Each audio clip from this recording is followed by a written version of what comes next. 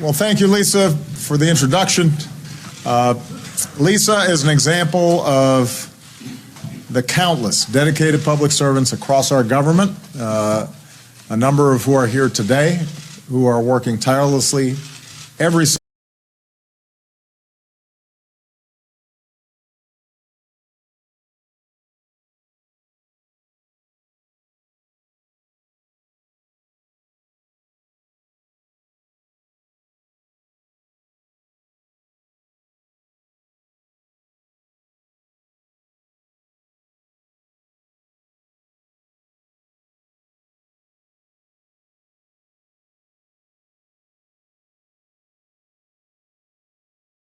today, who are working tirelessly every single day on behalf of the security and safety of the American people. So we very much appreciate her. And thanks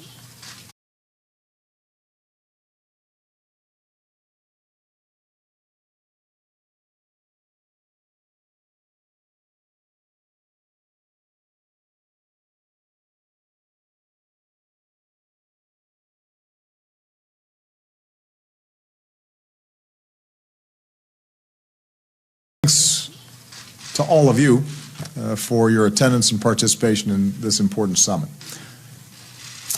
For more than 238 years, the United States of America has not just endured, but we have thrived.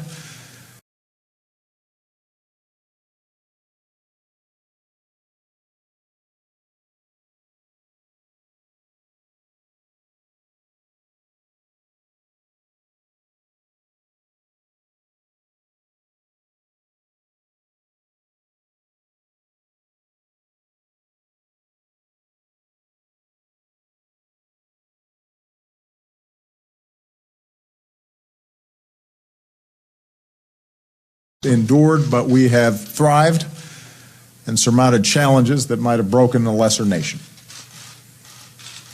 After a terrible civil war, we repaired our union.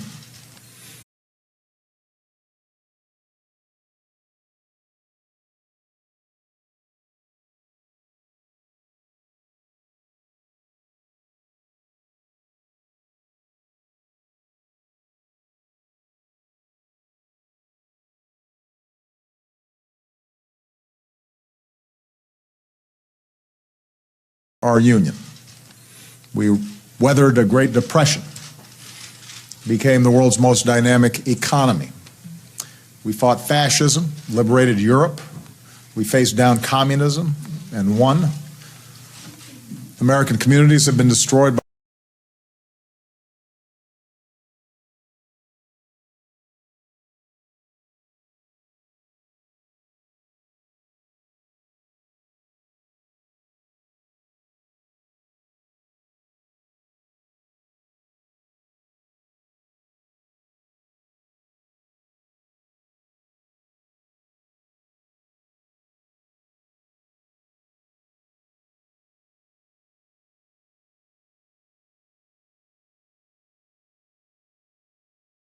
American communities have been destroyed by earthquakes and tornadoes and fires and floods, and each time we rebuilt. The bombing that killed 168 people could not break Oklahoma City.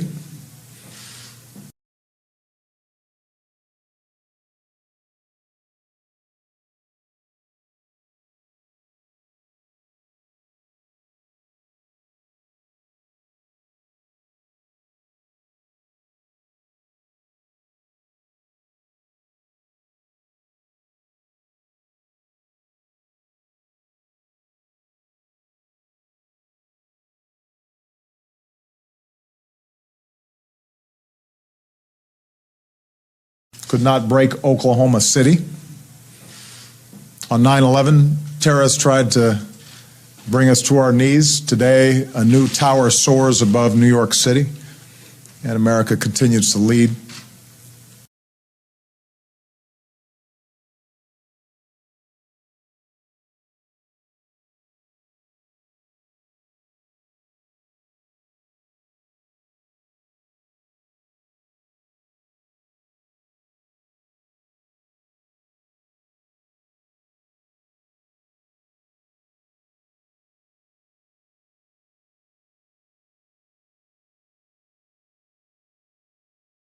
and America continues to lead throughout the world. After Americans were killed at Fort Hood and the Boston Marathon, it didn't divide us. We came together as one American family.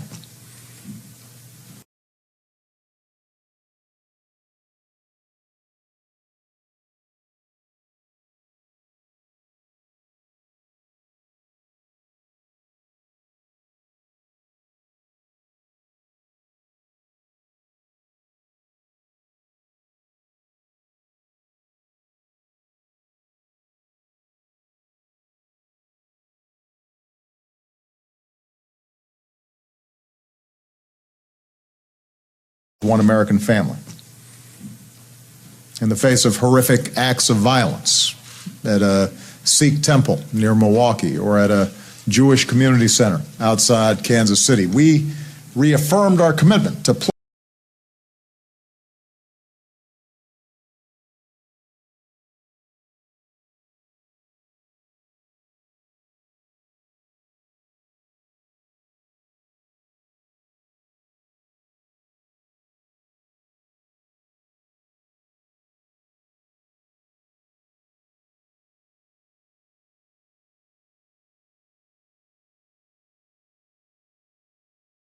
City. We reaffirmed our commitment to pluralism and to freedom, repulsed by the notion that anyone should ever be targeted because of who they are or what they look like or how they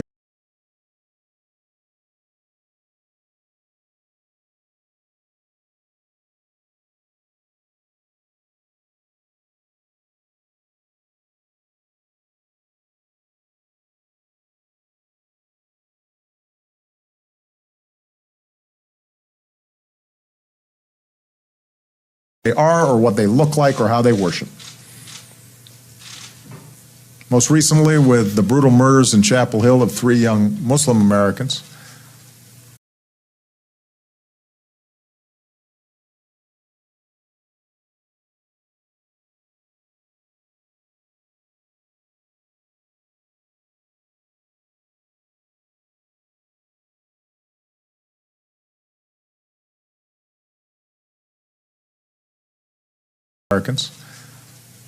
many Muslim Americans are worried and afraid. And I want to be as clear as I can be. As Americans, all faiths and backgrounds, we stand with you in your grief and we offer our love.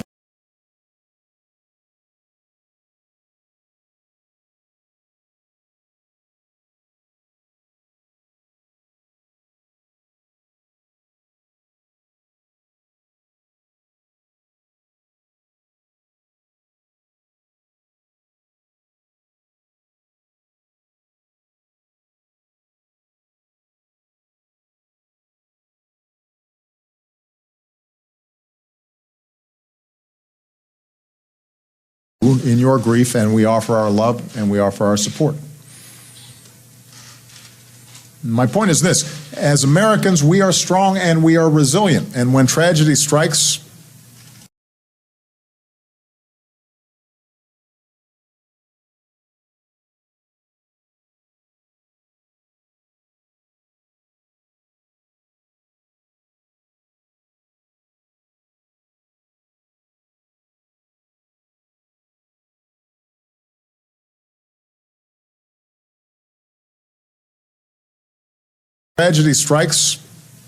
when we take a hit,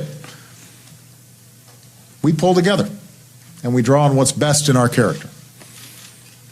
Our optimism, our commitment to each other, our commitment to our values,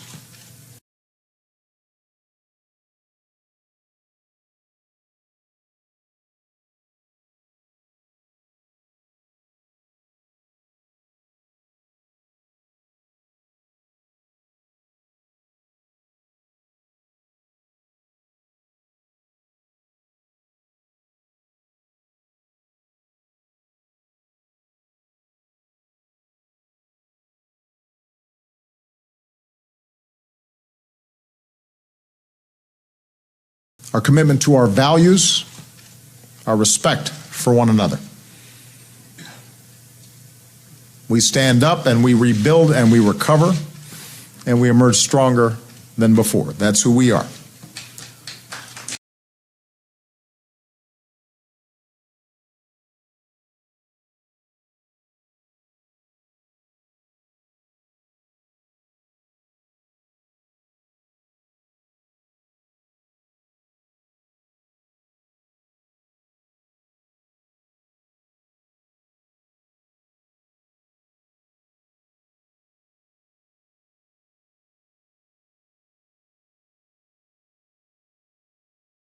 That's who we are. And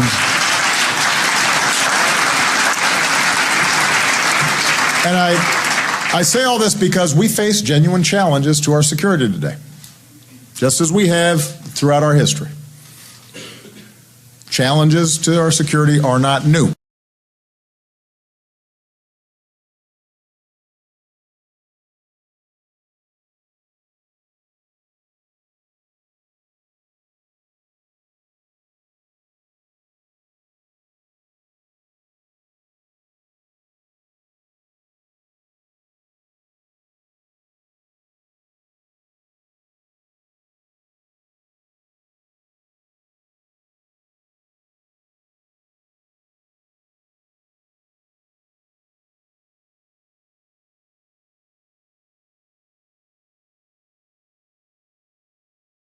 Challenges to our security are not new. They didn't happen yesterday or a week ago or a year ago. We've always faced challenges.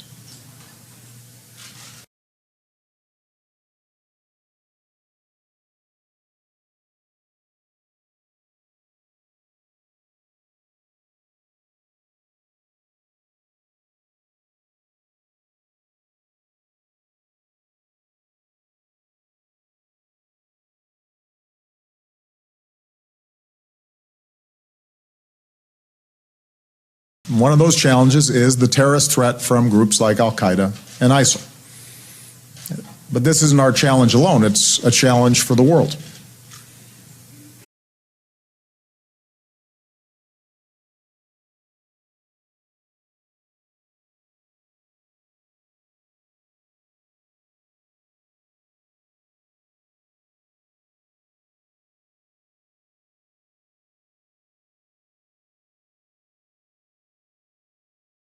A challenge for the world.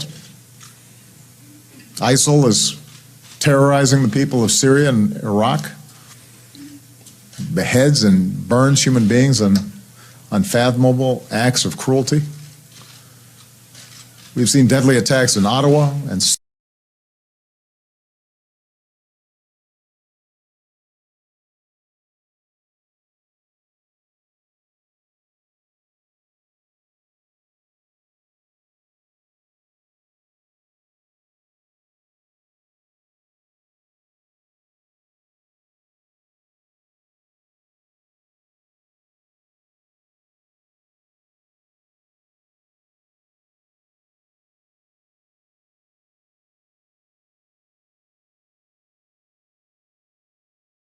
we've seen deadly attacks in Ottawa and Sydney and Paris and now Copenhagen. And so in the face of this challenge, we have marshaled the full force of the United States government, and we're working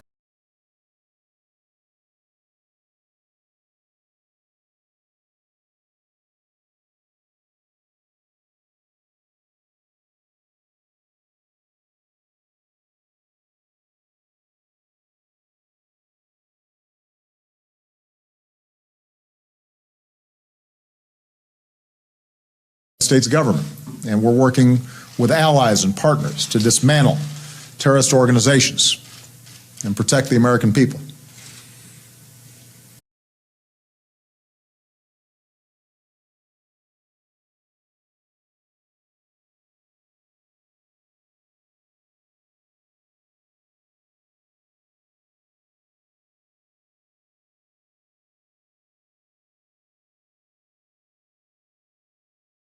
Given the complexities of the challenge and the nature of the enemy, which is not a traditional army,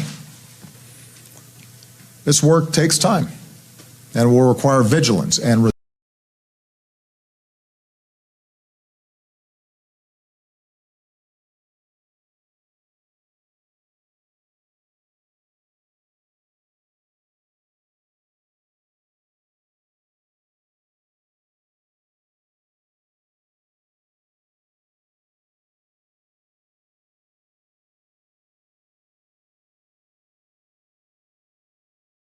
and it will require vigilance and resilience and perspective.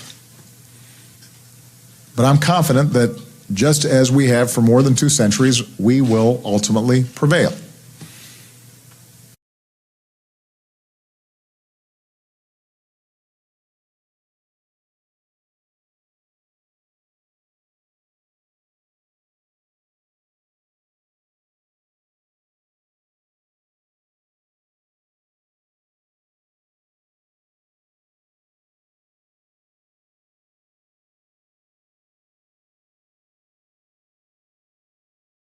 Ultimately prevail. And part of what gives me that confidence is the overwhelming response of the world community to the savagery of these terrorists.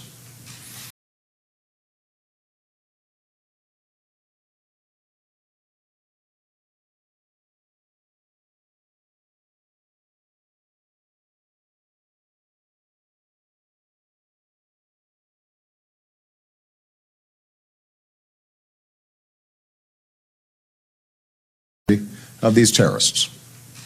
Not just revulsion, but a concrete commitment to work together to vanquish these organizations. At the United Nations in September, I called on the international community to come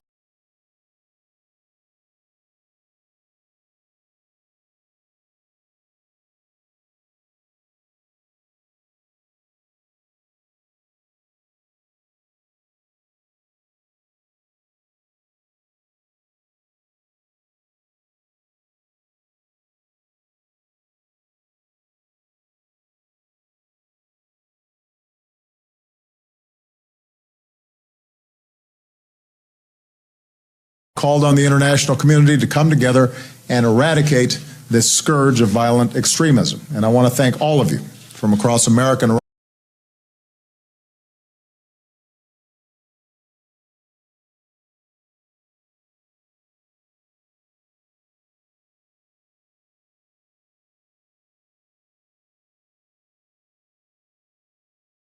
all of you from across America and around the world for answering this call. Tomorrow, the State Department, governments, and civil society groups from more than 60 countries will focus on the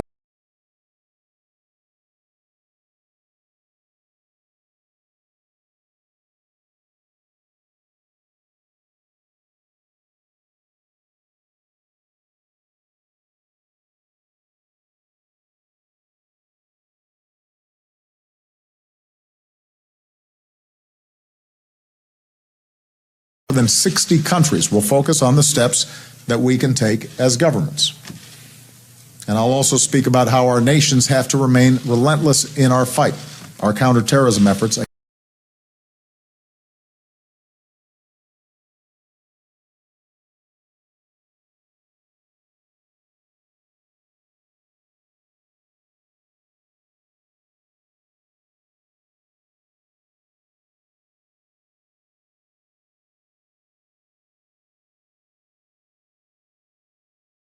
Our counterterrorism efforts against groups that are plotting against our countries. But we are here today because of a very specific challenge, and that's countering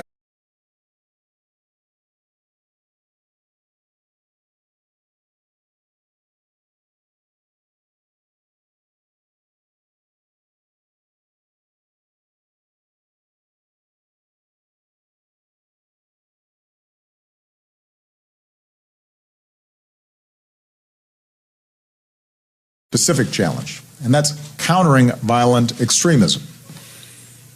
Something that is not just a matter of military affairs. By violent extremism, we don't just mean the terrorists who are killing innocent people.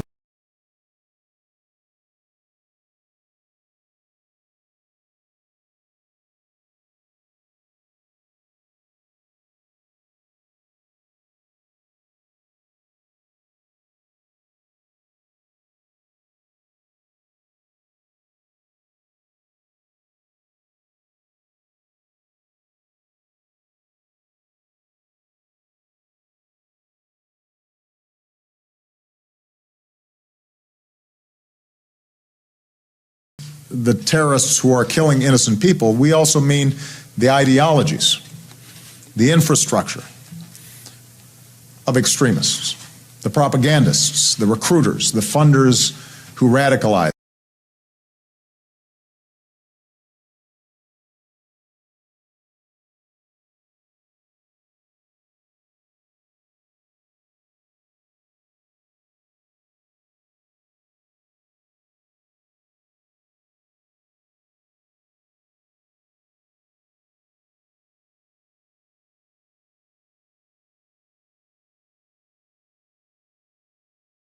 Recruiters, the funders who radicalize and recruit or incite people to violence. We all know there is no one profile of a violent extremist or terrorist.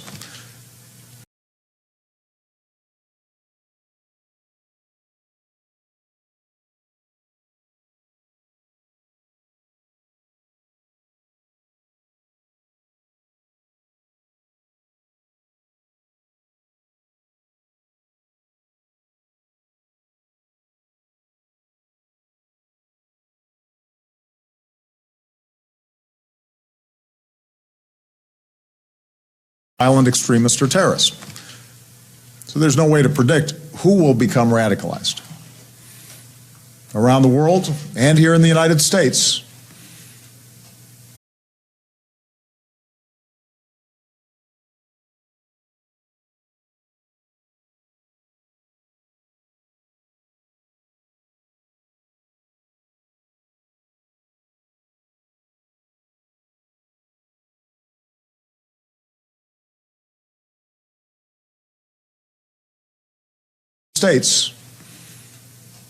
inexcusable acts of violence have been committed against people of different faiths, by people of different faiths, which is, of course, a betrayal of all our faiths.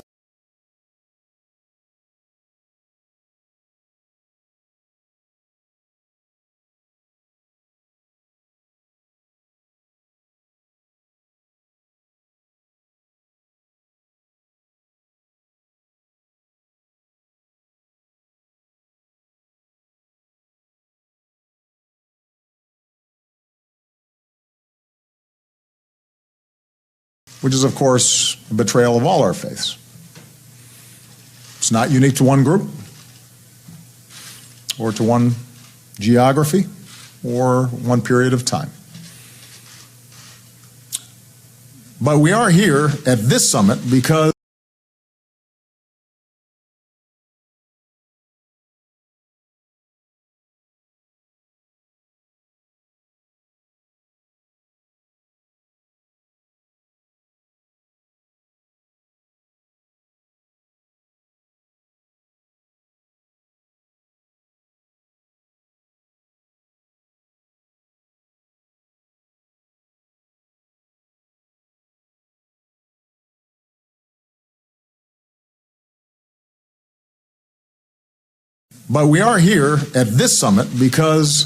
of the urgent threat from groups like Al-Qaeda and ISIL. And this week we are focused on prevention, preventing these groups from radicalizing, recruiting, or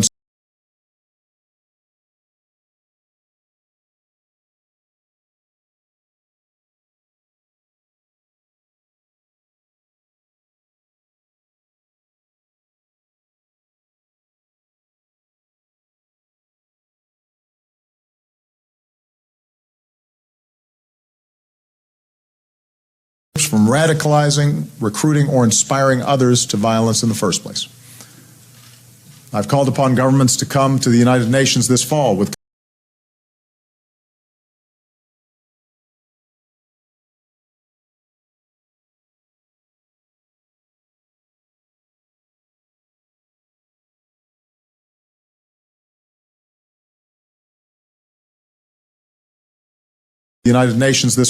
concrete steps that we can take together. And today, what I want to do is suggest several areas where I believe we can concentrate our efforts.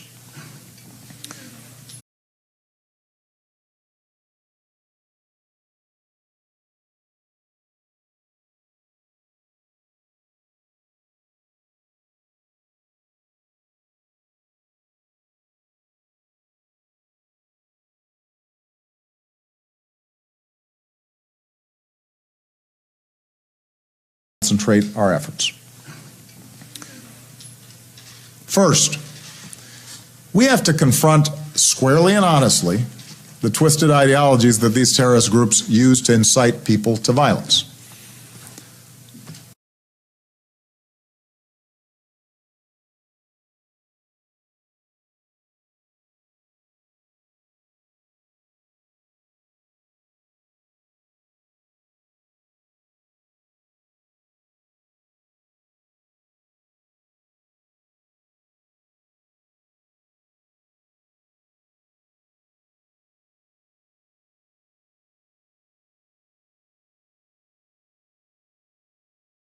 People to violence. You know, leading up to this summit, there's been a fair amount of debate in the press and among pundits about the words we use to describe and frame this challenge.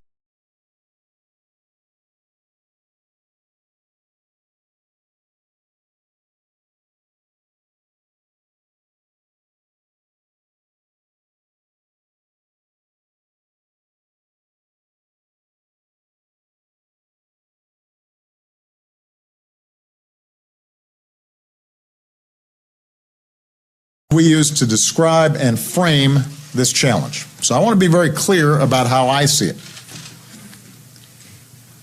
Al-Qaeda and ISIL and groups like it are desperate for legitimacy.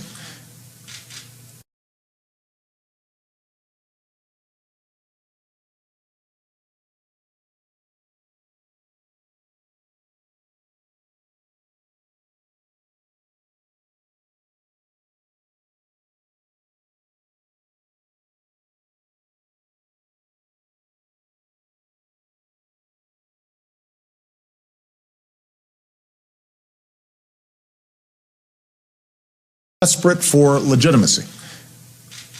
They try to portray themselves as religious leaders, holy warriors in defense of Islam. That's why ISIL presumes to declare itself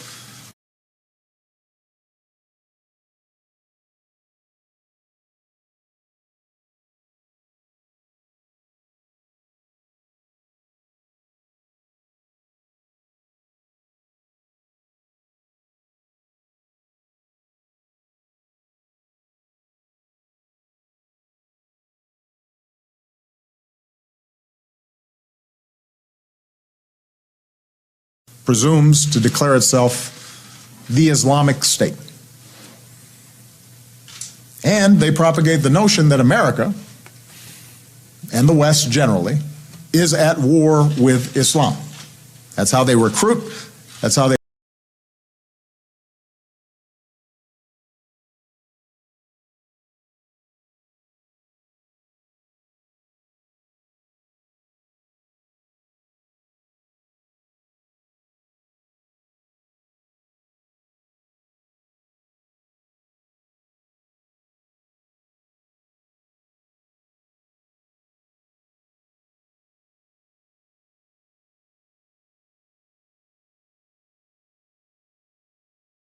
Islam.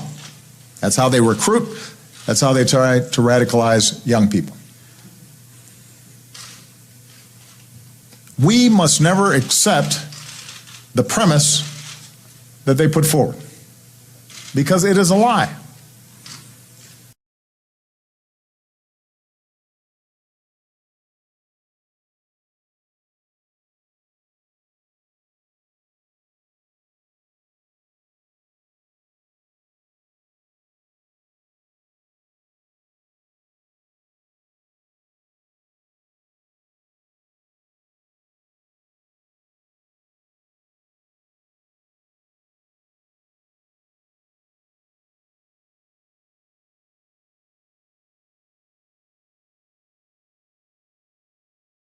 Because it is a lie. Nor should we grant these terrorists the religious legitimacy that they seek. They are not religious leaders, they're terrorists.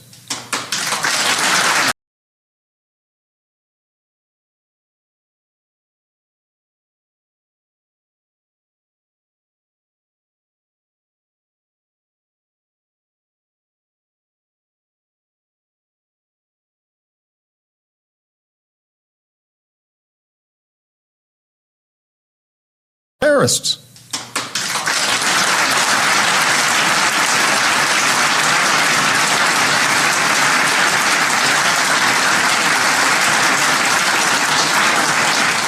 And we are not at war with Islam.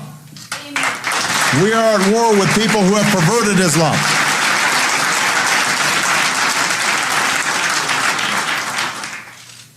Now, just as those of us outside Muslim communities need to reject the terrorist narrative that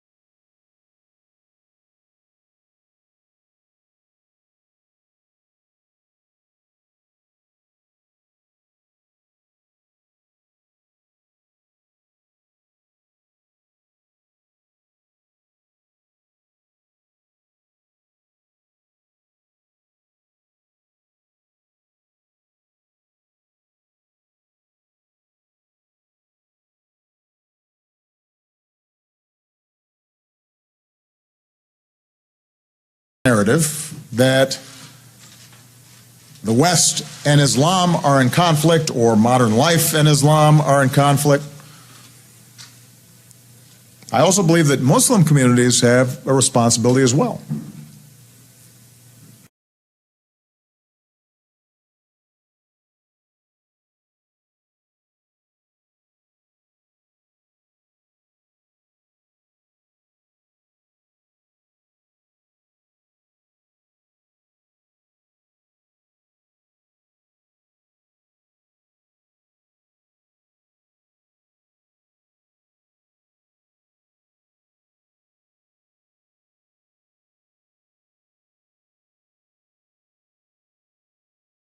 Have a responsibility as well. Al-Qaeda and ISIL do draw selectively from the Islamic texts. They do depend upon the misperception around the world that they speak in some fashion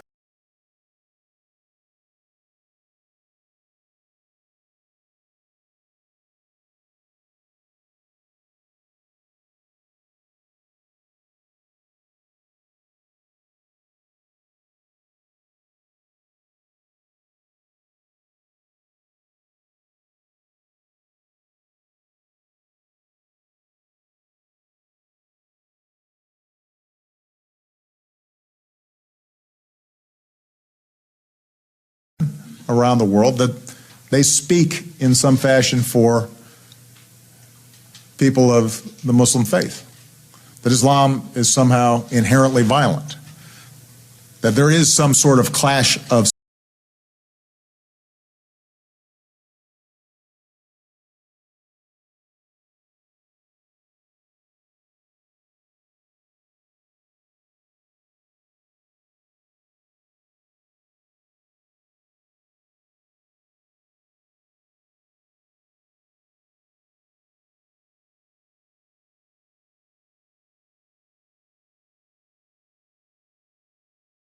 that there is some sort of clash of civilizations. Of course, the terrorists do not speak for over 1 billion Muslims who reject their hateful ideology. They know more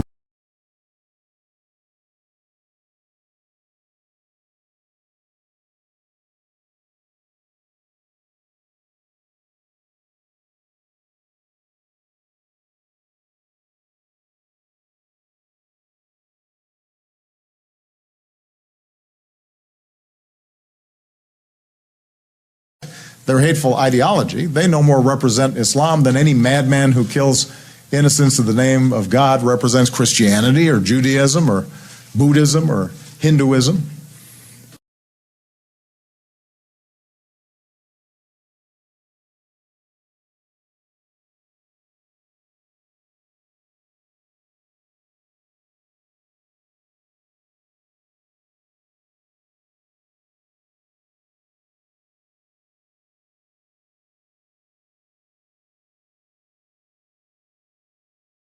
Buddhism or Hinduism.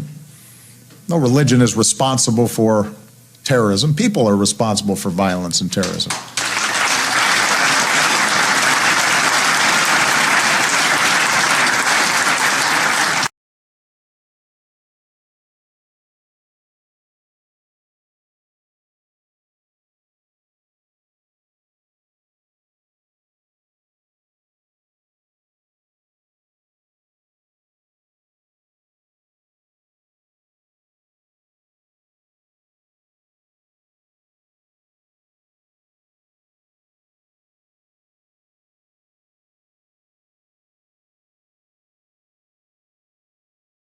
There are respected Muslim clerics and scholars, not just here in the United States, but around the world, who push back on this twisted interpretation of their faith.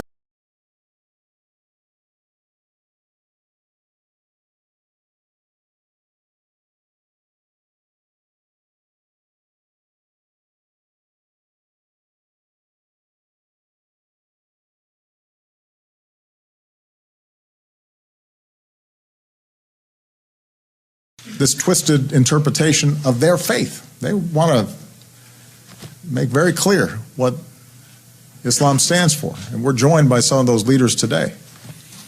These religious leaders and scholars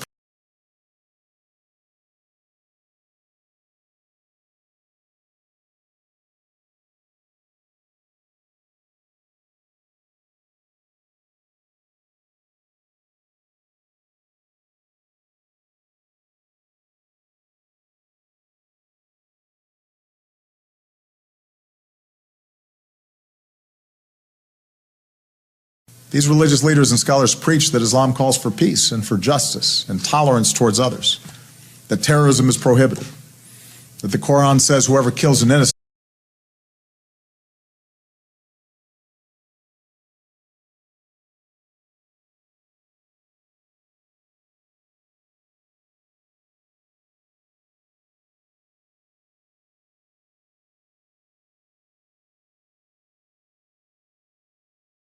that the Quran says whoever kills an innocent, it is as if he has killed all mankind. Those are the voices that represent over 1 billion people around the world.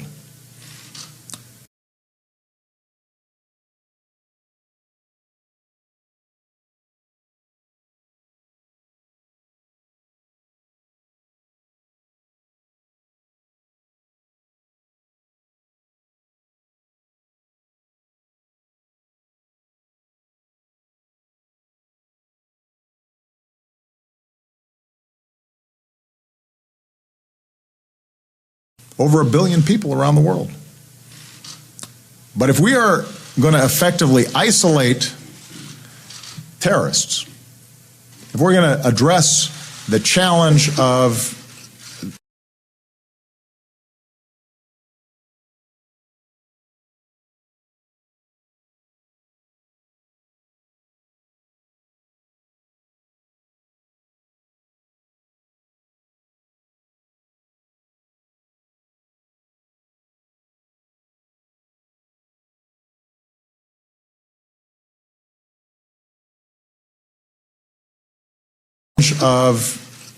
their efforts to recruit our young people, if we're going to lift up the voices of tolerance and pluralism within the Muslim community,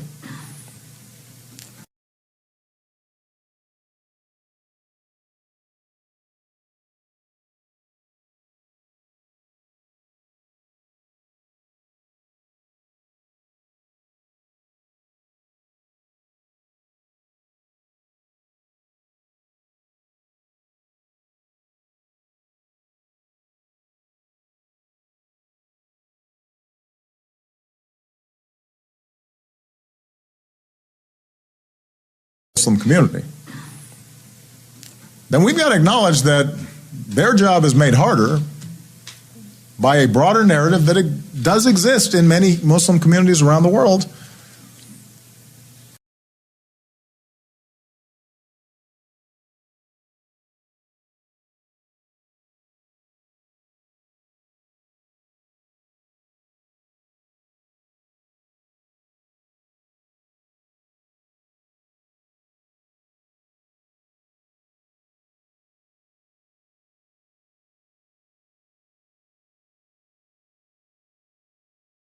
the world that suggests the West is at odds with Islam in some fashion. The reality, which again many Muslim leaders have spoken to, is that there's a strain of thought that doesn't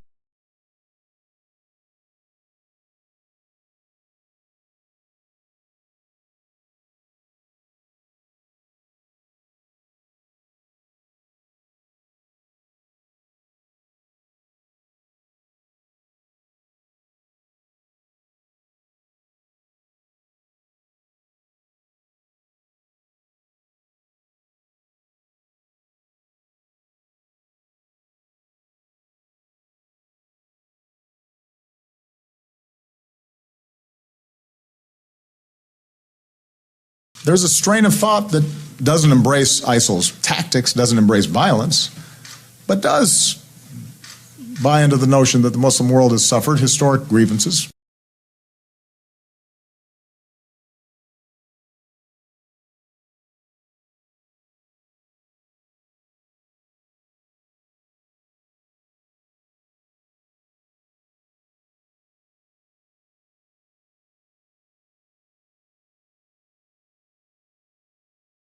The world has suffered historic grievances.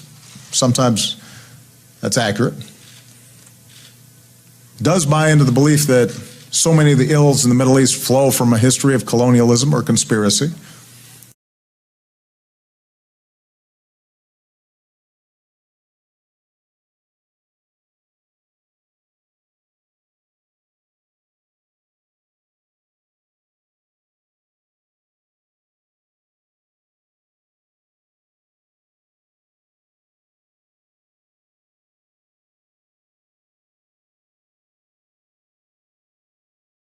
Of colonialism or conspiracy, does buy into the idea that Islam is incompatible with modernity or tolerance, or that it's been polluted by Western values.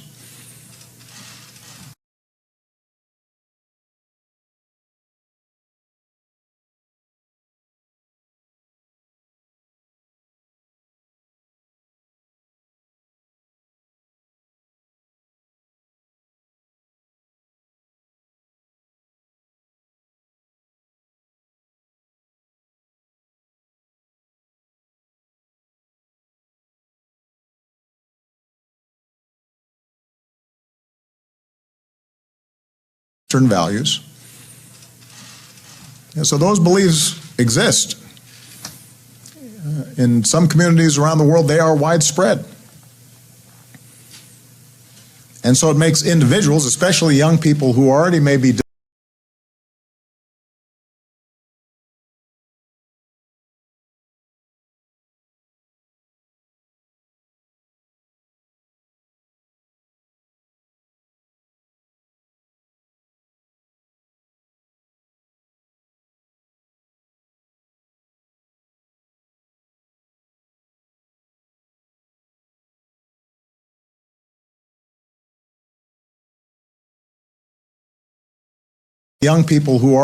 disaffected or alienated, more ripe for radicalization. And so we got to be able to talk honestly about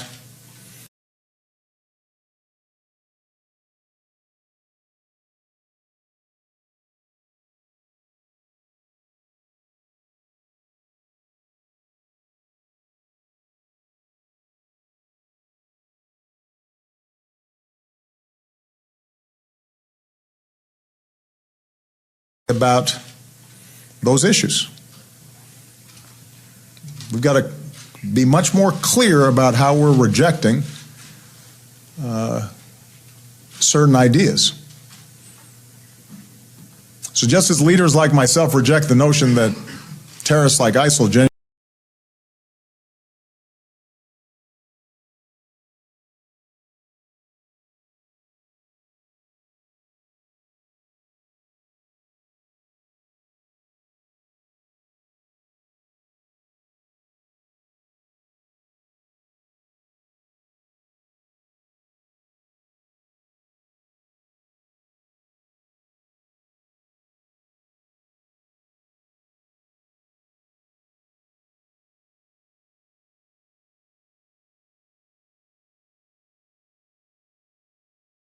notion that terrorists like ISIL genuinely represent Islam, Muslim leaders need to do more to discredit the notion that our nations are determined to suppress Islam.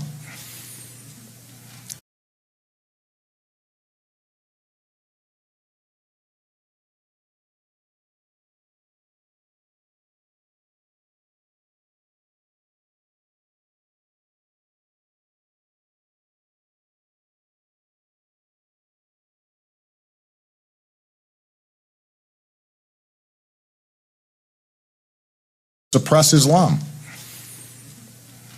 That there's an inherent clash in civilizations. Everybody has to speak up very clearly that no matter what the grievance, violence against innocents doesn't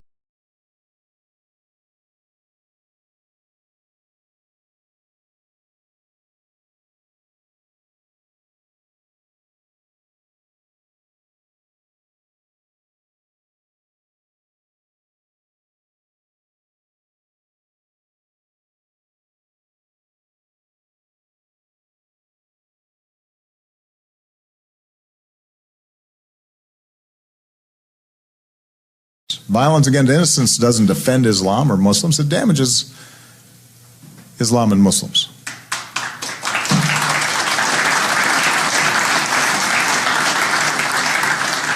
And when all of us together are doing our part to reject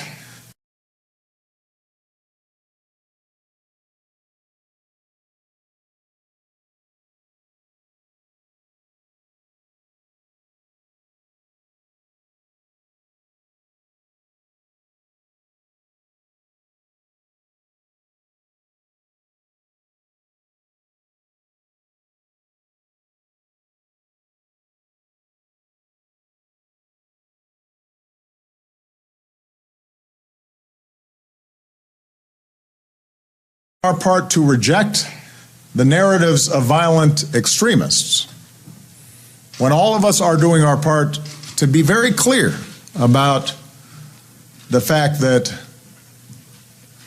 there are certain universal precepts and values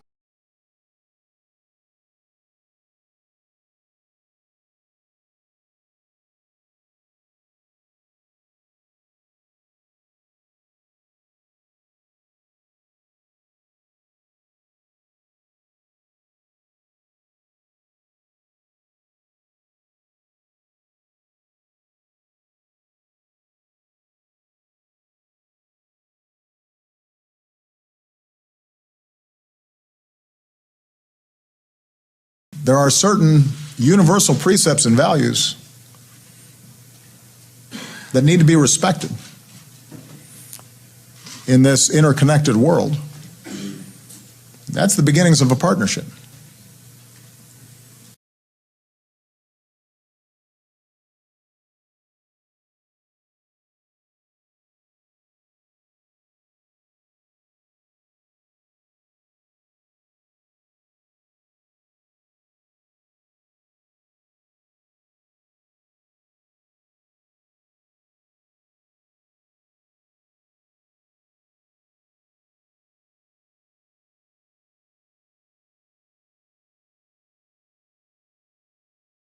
As we go forward, we need to find new ways to amplify the voices of peace and tolerance and inclusion. And we especially need to do it online.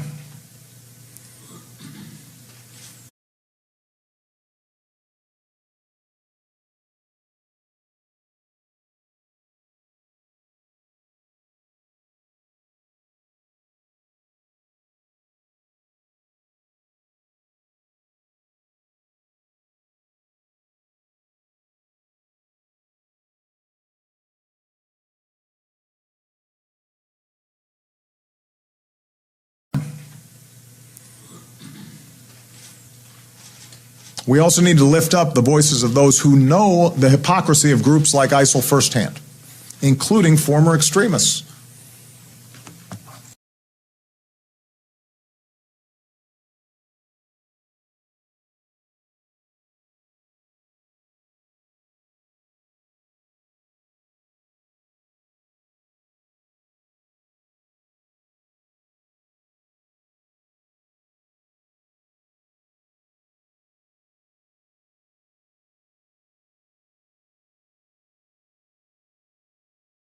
extremists. Their words speak to us today. And I know in some of the discussions, these voices have been raised. I witnessed horrible crimes committed by ISIS.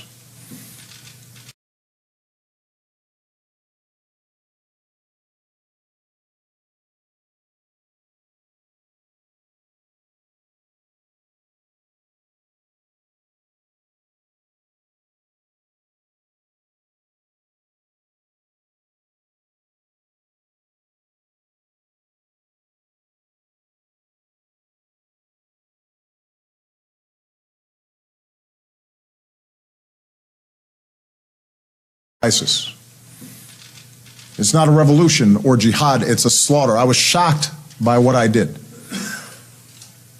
This isn't what we came for, to kill other Muslims. I'm 28. Is this the only future I'm able to?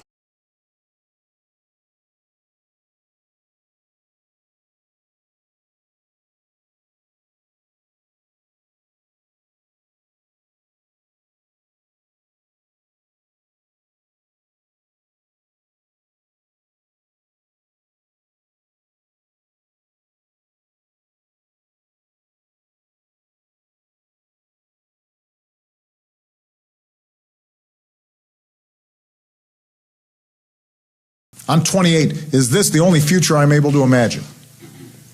That's the voice of so many who were temporarily radicalized and then saw the truth.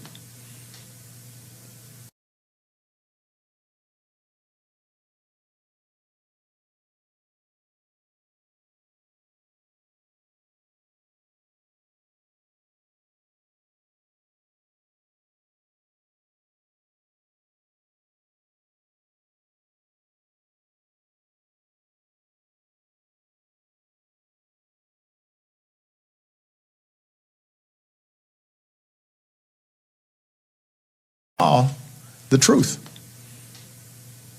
And they've warned other young people not to make the same mistakes as they did. Do not run after illusions. Do not be deceived. Do not give up.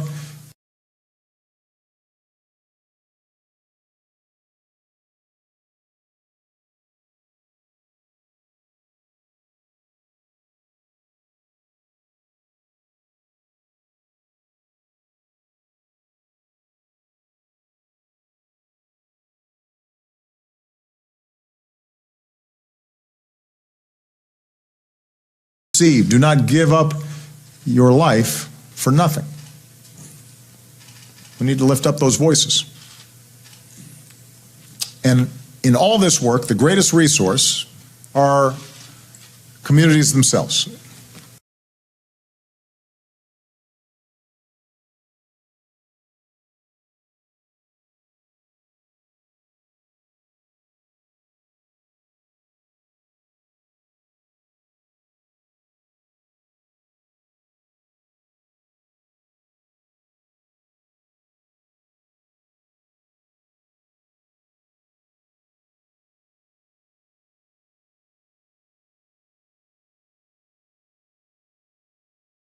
Communities themselves, especially like those young people who are here today. We are joined by talented young men and women who are pioneering new innovations and new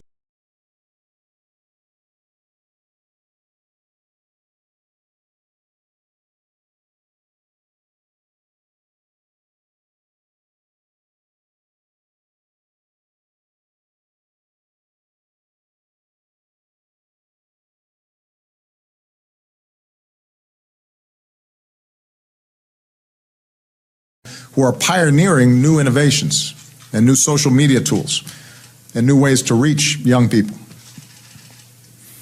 We're joined by leaders from the private sector, including high-tech companies who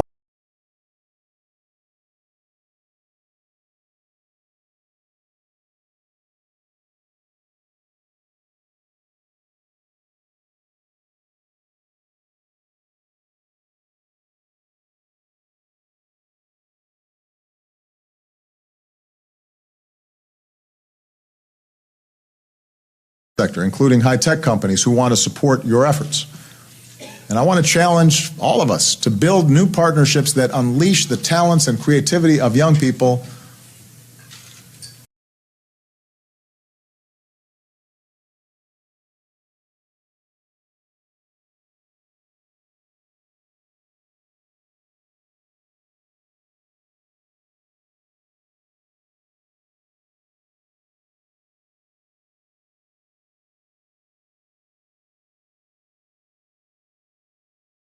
Talents and creativity of young people,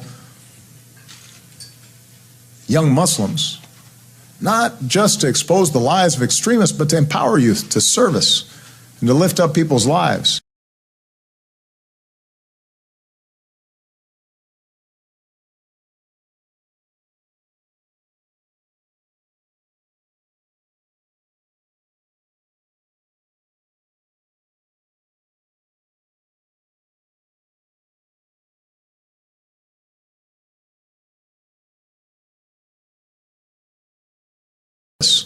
And to lift up people's lives here in America and around the world.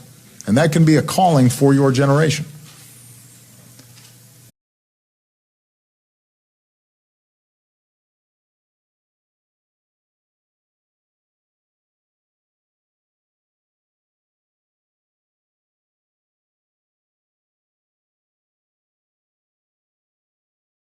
So that's the first challenge. We've got to discredit these ideologies. We have to tackle them head on. And we can't shy away from these discussions.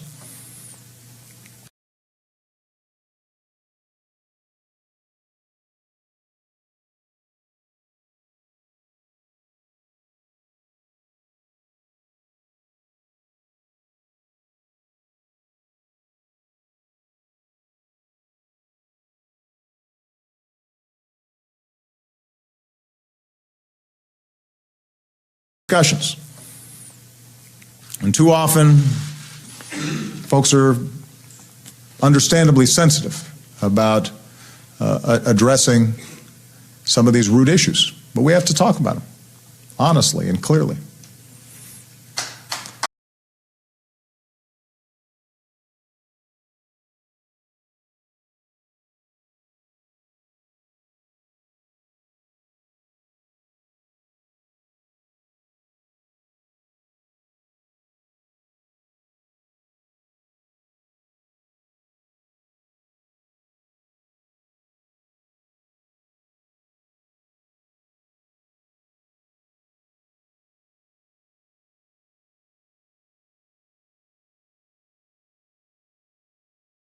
Talk about them honestly and clearly.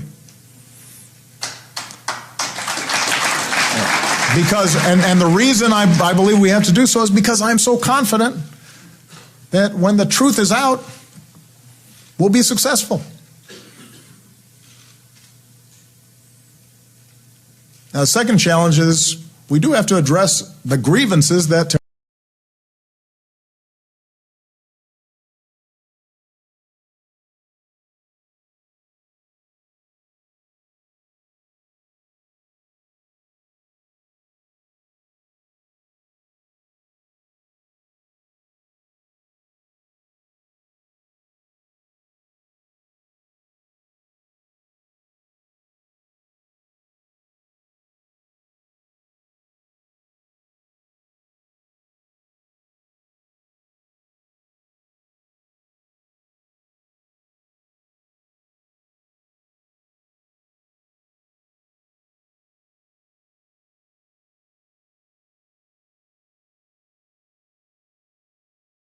address the grievances that terrorists exploit, including economic grievances. Poverty alone does not cause a person to become a terrorist.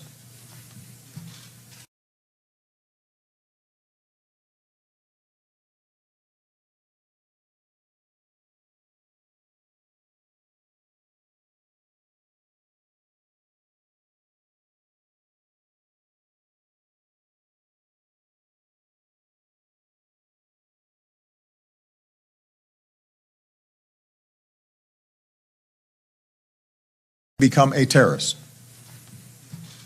Any more than poverty alone causes somebody to become a criminal. There are millions of people billions of people in the world who live in abject poverty and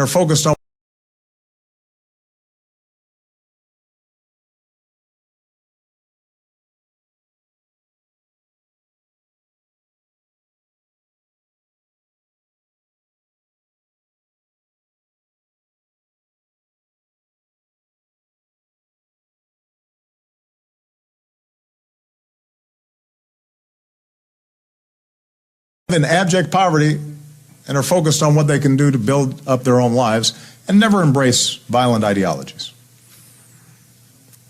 Conversely, there are terrorists who come from extraordinarily wealthy backgrounds.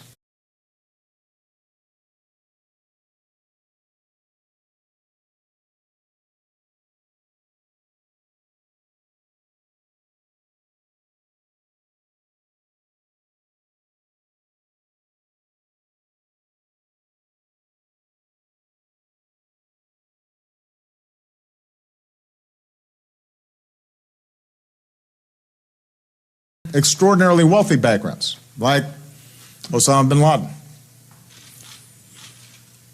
What's true, though, is that when millions of people, especially youth, are impoverished and have no hope for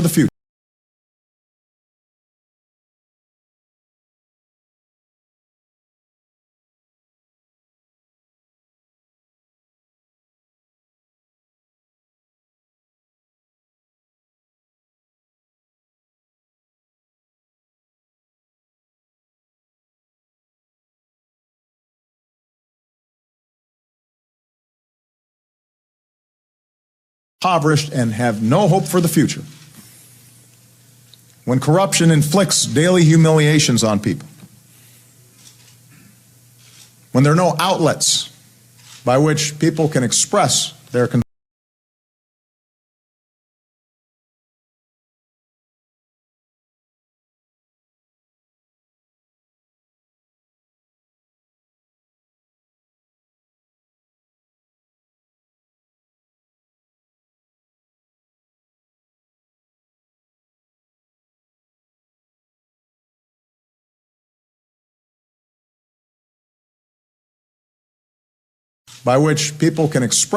their concerns, resentments fester. The risk of instability and extremism grow. Where young people have no education, they are more vulnerable.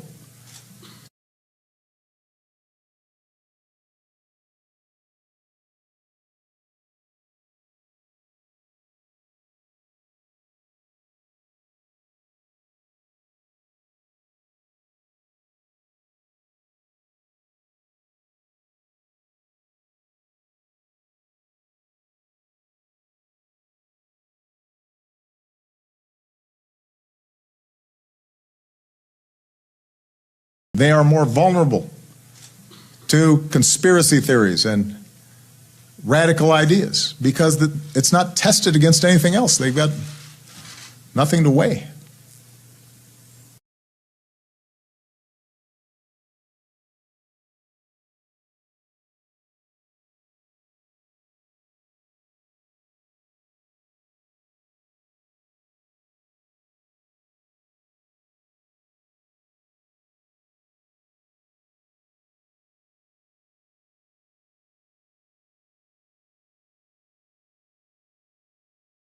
Nothing to weigh. And we've seen this across the Middle East and North Africa. And terrorist groups are all too happy to step into a void. They offer salaries to their foot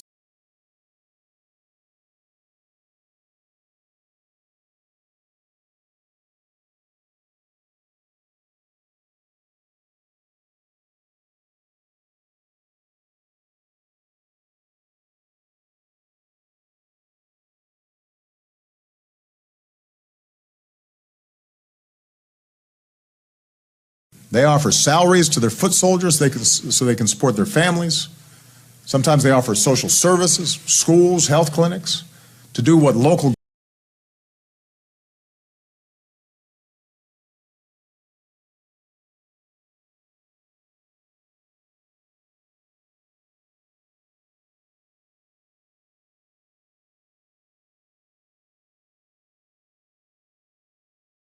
schools, health clinics, to do what local governments cannot or will not do.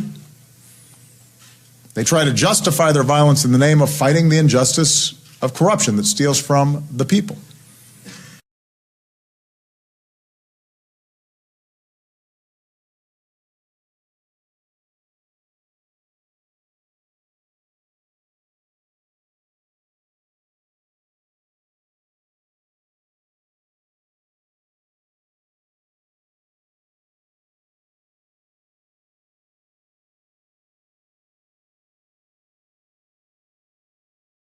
Corruption that steals from the people, even while those terrorist groups end up committing even worse abuses like kidnapping and human trafficking.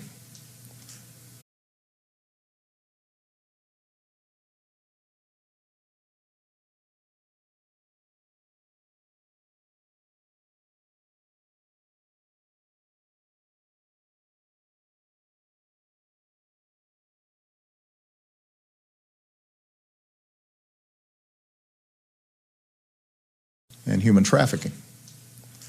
So if we're going to prevent people from being susceptible to the false promises of extremism, then the international community has to offer something better.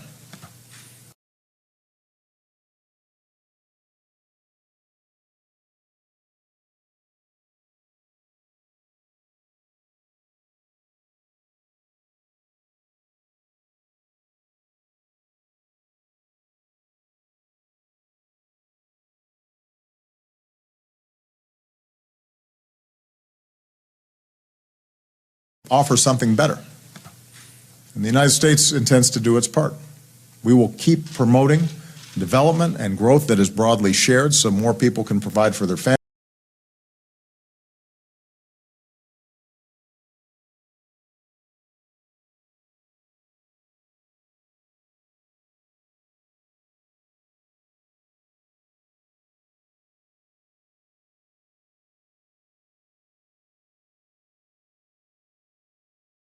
People can provide for their families. We'll keep leading a global effort against corruption because the culture of the bribe has to be replaced by good governance that doesn't favor certain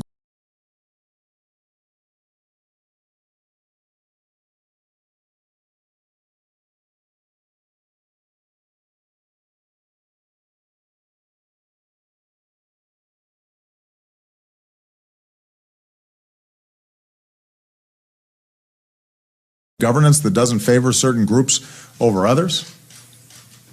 Countries have to truly invest in the education and skills and job training that our extraordinary young people need.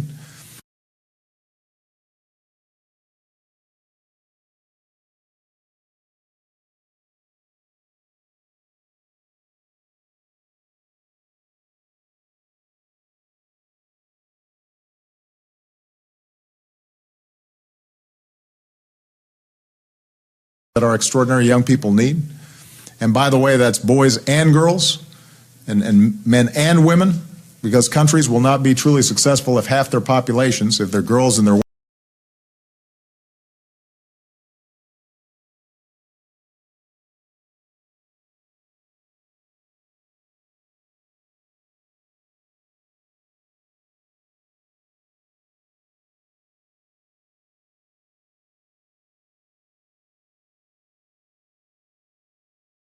populations, if their girls and their women are denied opportunity.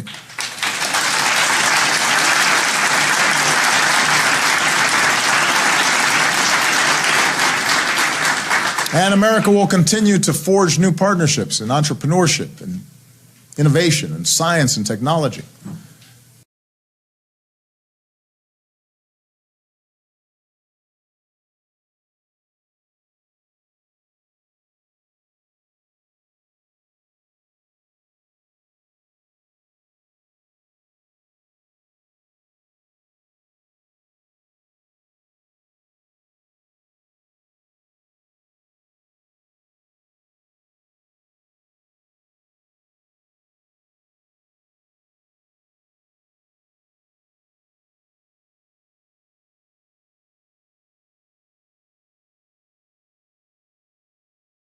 Innovation and science and technology. So young people from Morocco to Malaysia can start new businesses and create more prosperity.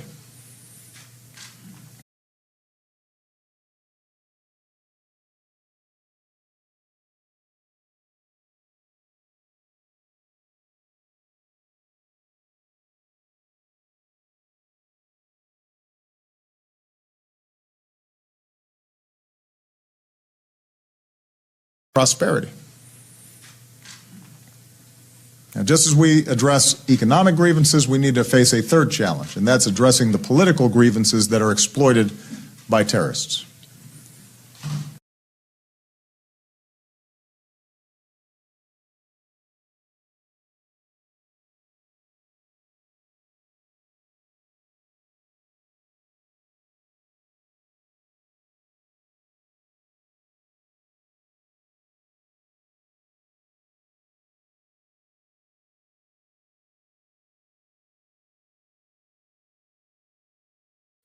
By terrorists.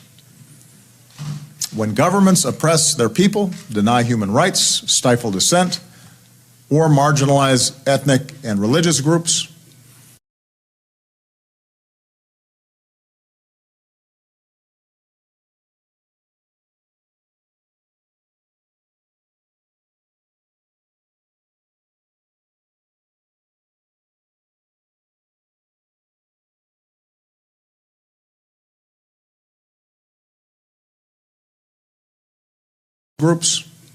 or favor certain religious groups over others, it sows the seeds of extremism and violence. It makes those communities more vulnerable to recruitment.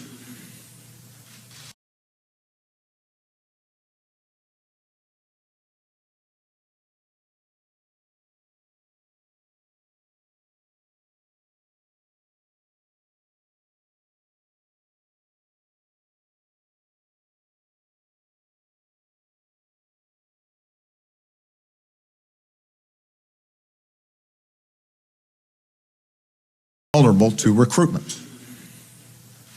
Terrorist groups claim that change can only come through violence. And if peaceful change is impossible, that plays into extremist propaganda.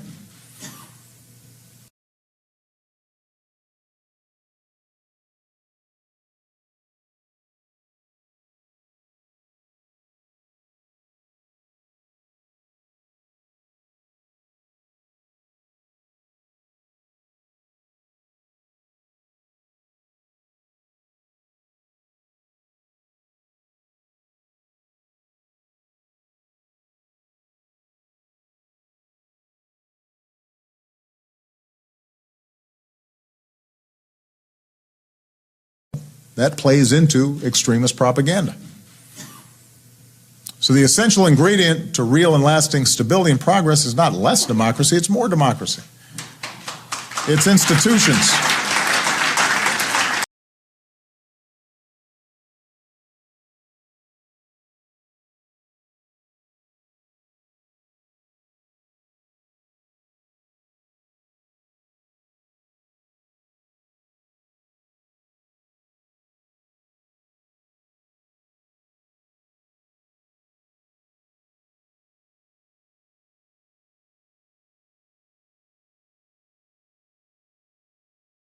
It's institutions. It's institutions that uphold the rule of law and apply justice equally. It's security forces and police that respect human rights and treat people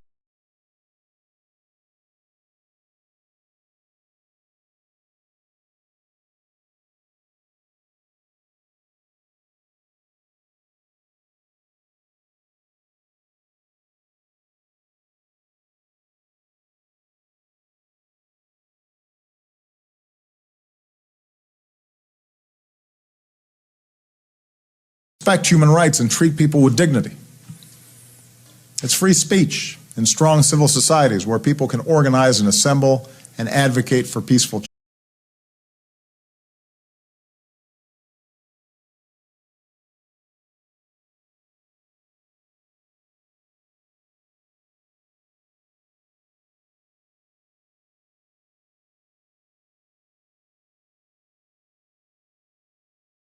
Assemble and advocate for peaceful change. It's freedom of religion, where all people can practice their faith without fear and intimidation.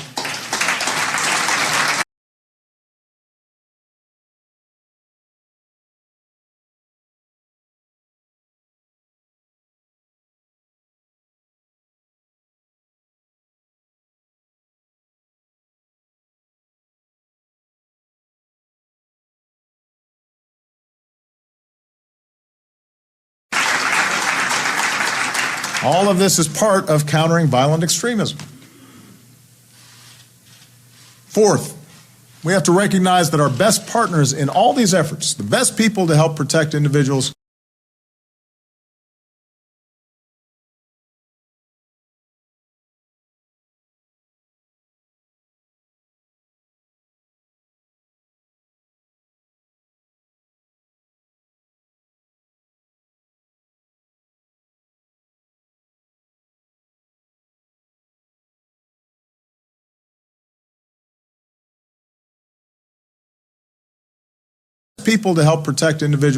from falling victim to extremist ideologies are their own communities, their own family members. We have to be honest with ourselves.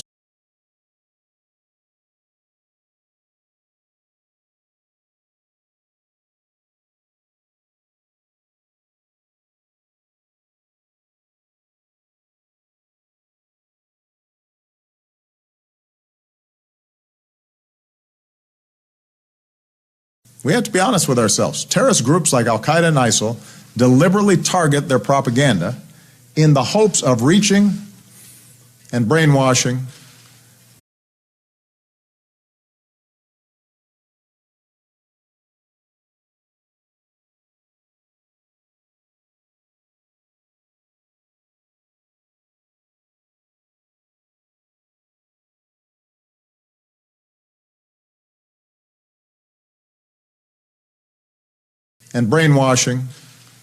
young Muslims, especially those who may be disillusioned or wrestling with their identity. That's the truth.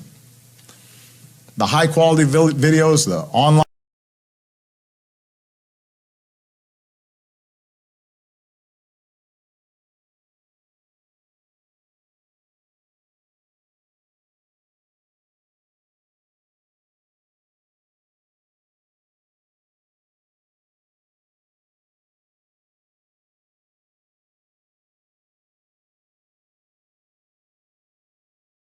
videos, the online magazines, the use of social media, terrorist Twitter accounts.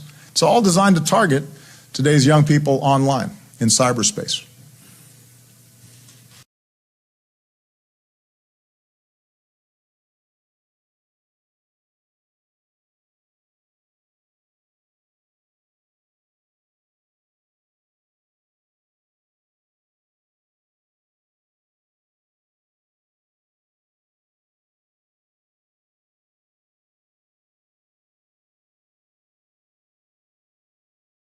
Online in cyberspace.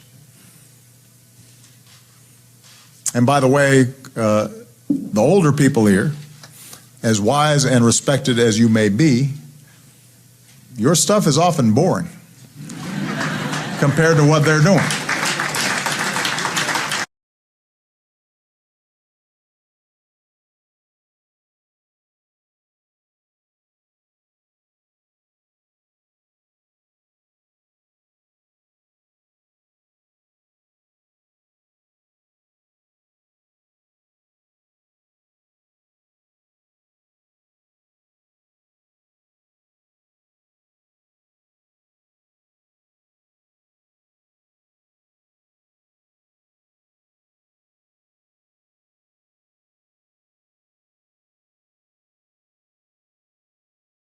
Compared to what they're doing. You're not connected. And as a consequence, you are not connecting. So these terrorists are a threat, first and foremost, to the communities that they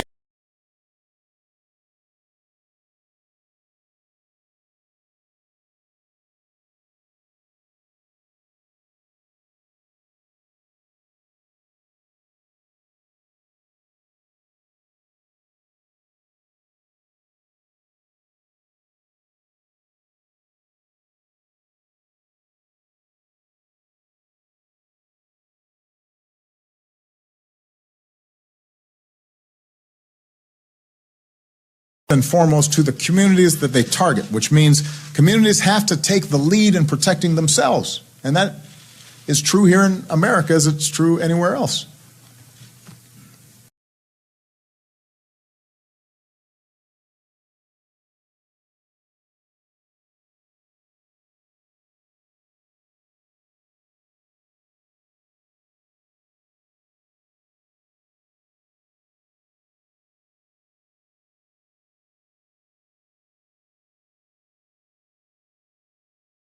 America as it's true anywhere else.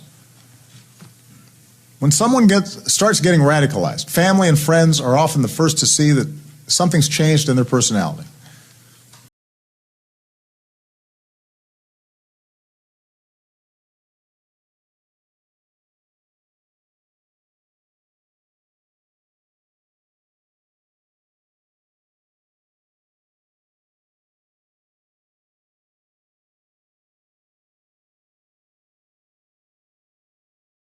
Changed in their personality. Teachers may notice a student becoming withdrawn or struggling with his or her identity. And if they intervene at that moment and offer support, that may make a difference.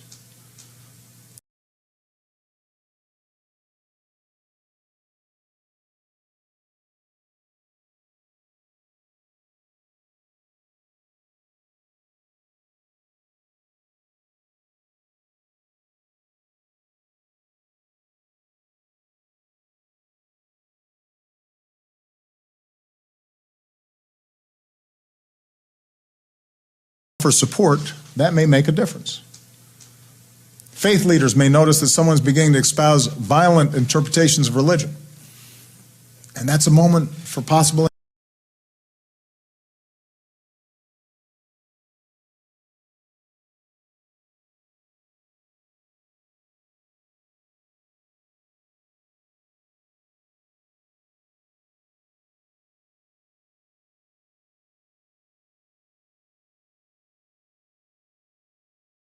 And that's a moment for possible intervention that allows them to think about their actions and reflect on the meaning of their faith in a way that's more consistent with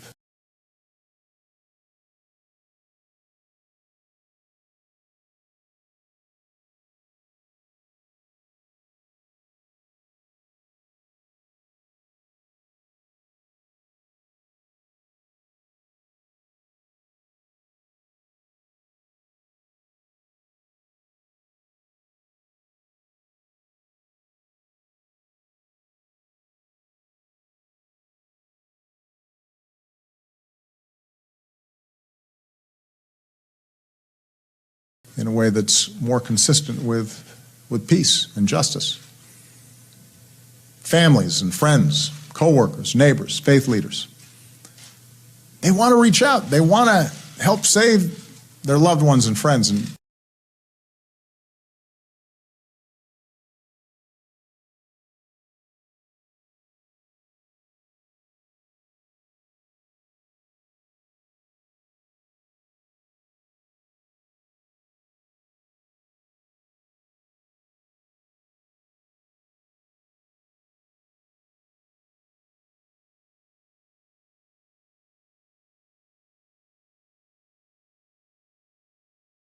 save their loved ones and friends and prevent them from taking a wrong turn.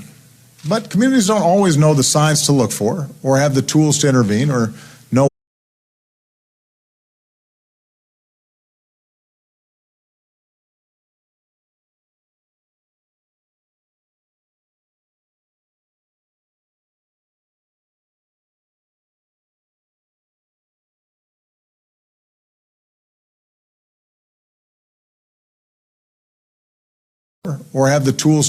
or know what works best.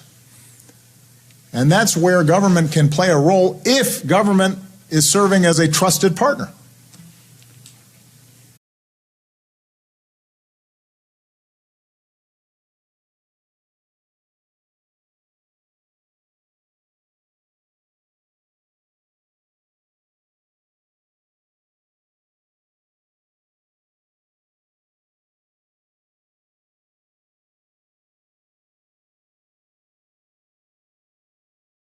Partner. And that's where we also need to be honest. I know some Muslim Americans have concerns about working with government, particularly law enforcement.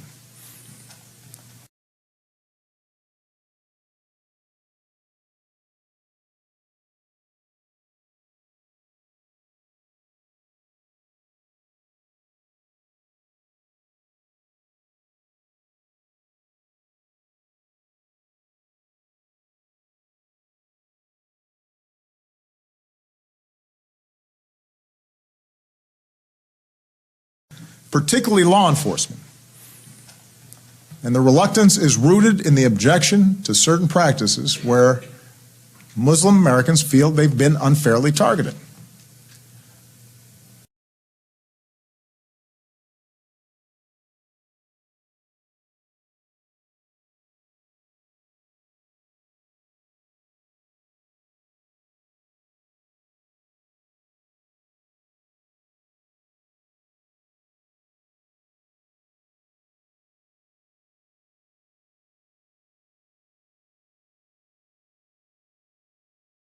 Unfairly targeted.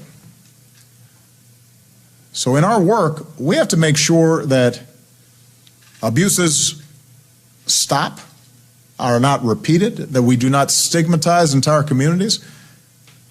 Nobody should be profiled or put under a cloud.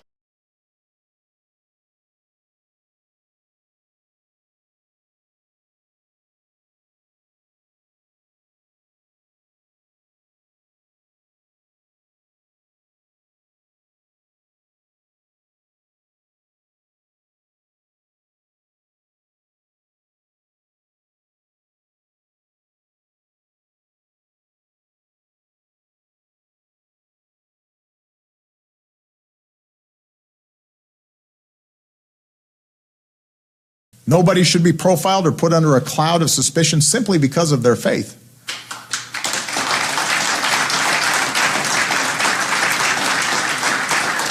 Engagement with communities can't be a cover for surveillance.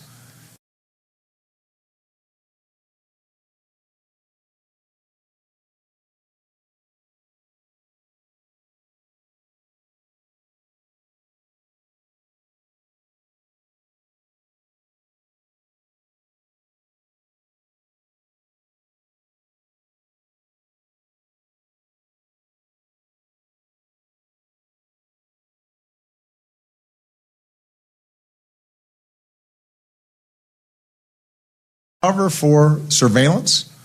We can't securitize our relationship with Muslim Americans, dealing with them solely through the prism of law enforcement. Because when we do, that only reinforces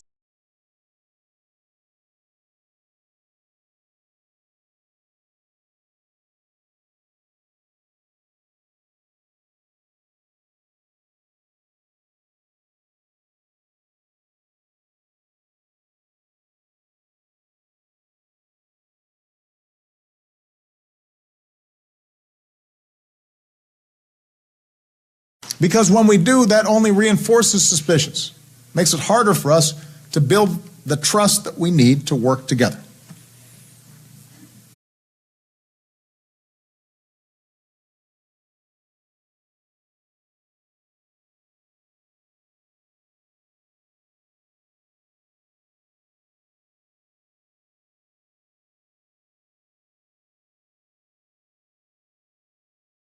As part of this summit, we're announcing that we're going to increase our outreach to communities, including Muslim Americans. We're going to step up our efforts to engage with partners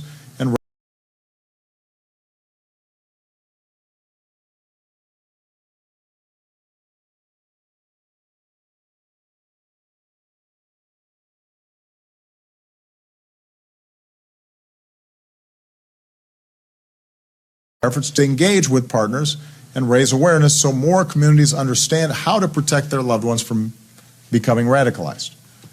We've got to devote more resources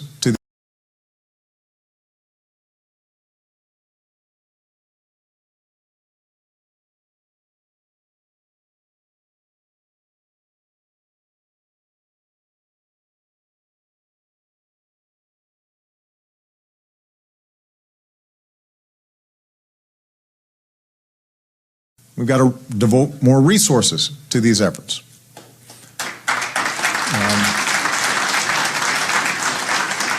And as government does more, communities are going to have to step up as well. We need to build on the pilot program.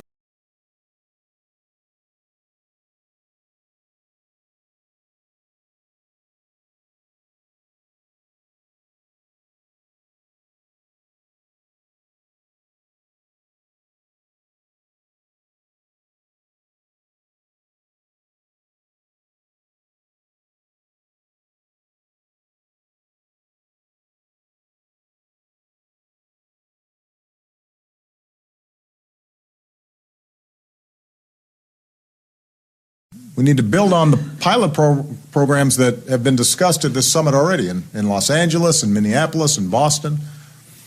These are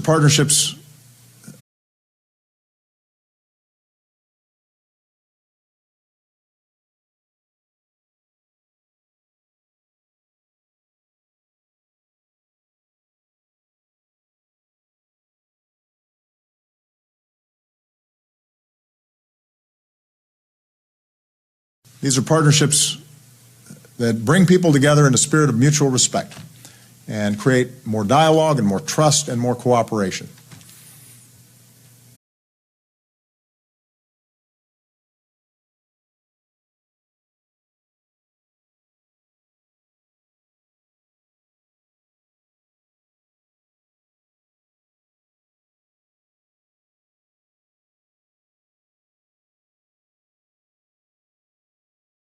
And more cooperation. If we're going to solve these issues, then the people who are most targeted and potentially most affected, Muslim Americans, have to have a seat at the table.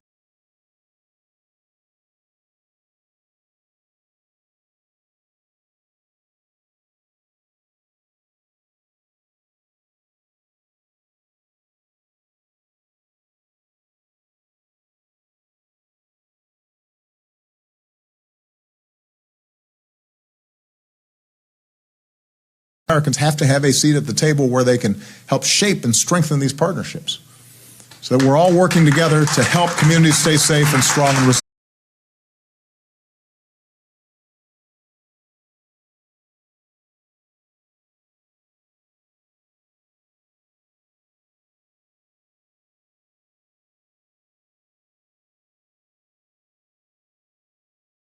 Communities stay safe and strong and resilient.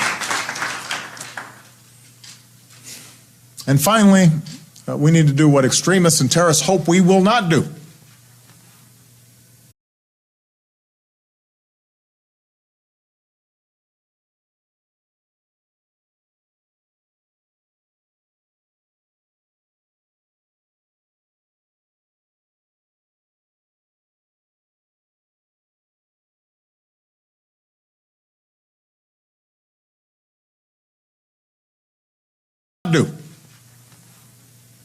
And that is stay true to the values that define us as free and diverse societies. If extremists are peddling the notion that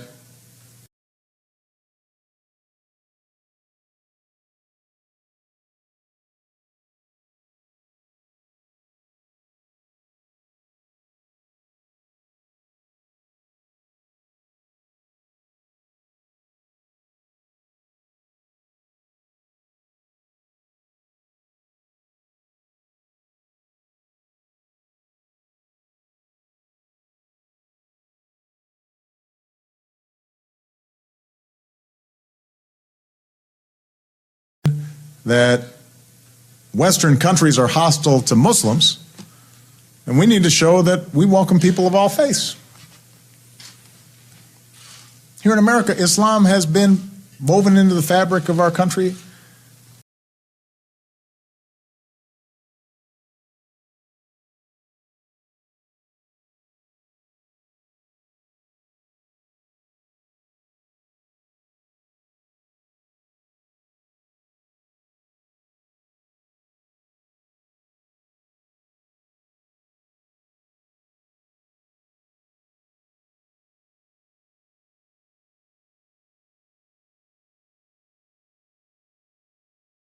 The fabric of our country since its founding. Generations of Muslim immigrants came here and went to work as farmers and merchants and factory workers.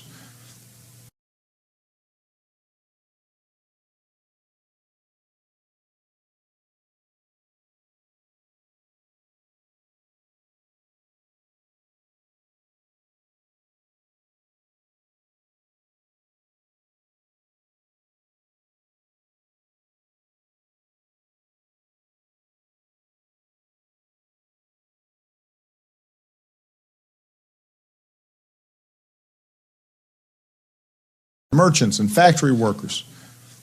helped to lay railroads and build up America. The first Islamic center in New York City was founded in the 1890s. America's first mosque, this was an interesting.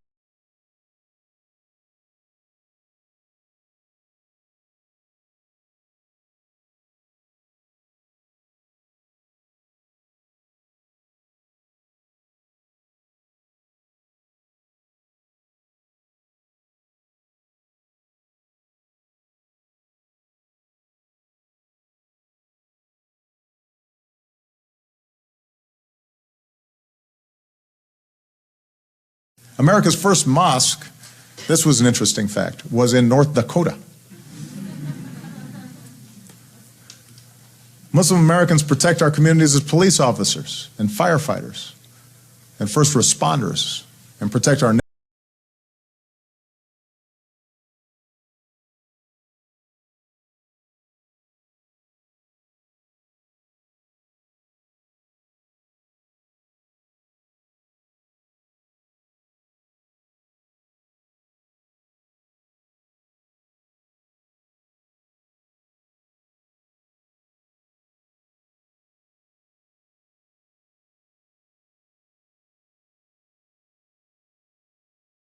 and first responders and protect our nation by serving in uniform and in our intelligence communities and in homeland security and in cemeteries across our country.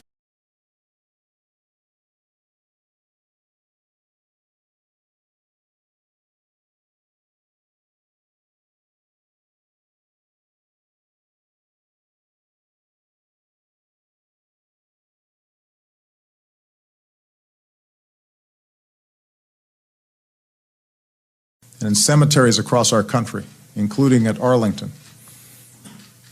Muslim American heroes rest in peace, having given their lives in defense of all of us.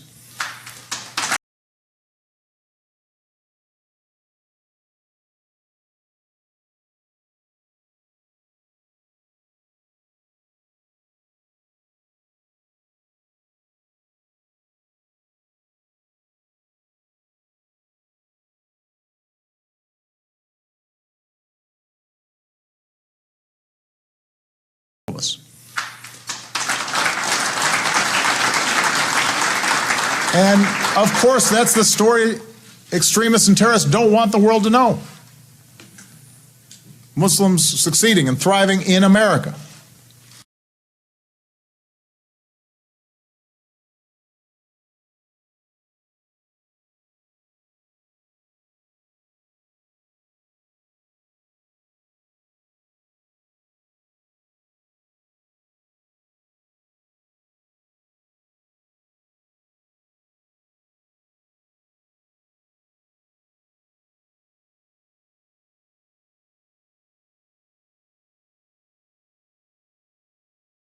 America. Because when that truth is known, it exposes their propaganda as the lie that it is. It's also a story that every American must never forget.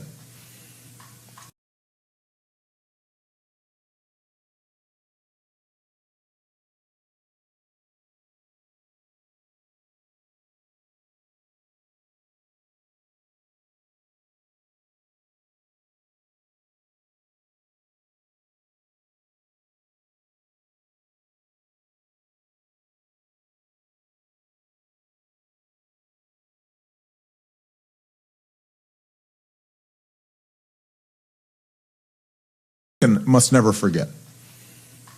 Because it reminds us all that hatred and bigotry and prejudice have no place in our country. It's not just counterproductive. It doesn't just aid terrorists.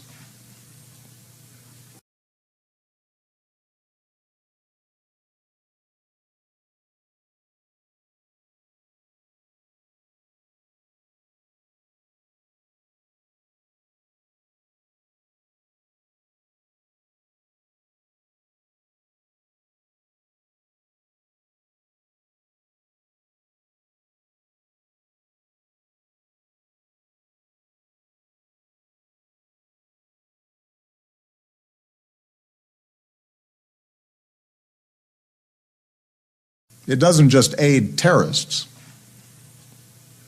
It's wrong. It's contrary to who we are.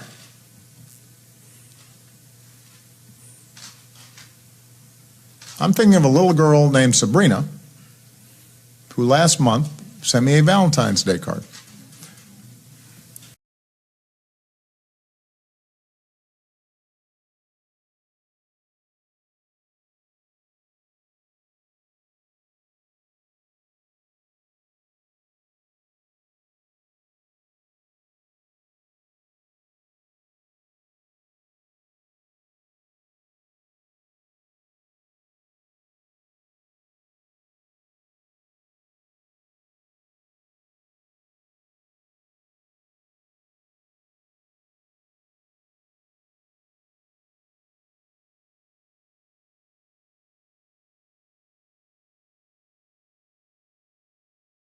Card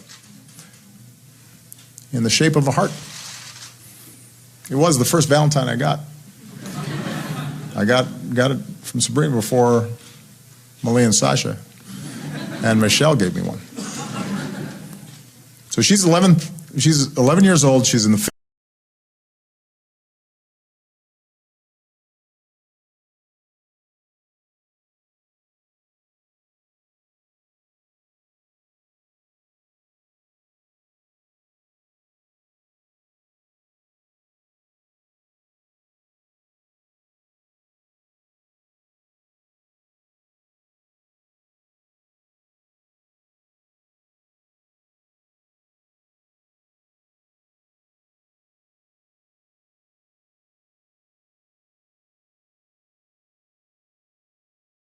So she's 11. She's 11 years old. She's in the 5th grade. She's a young Muslim American. And she said in her Valentine, "I enjoy being an American." And when she grows up,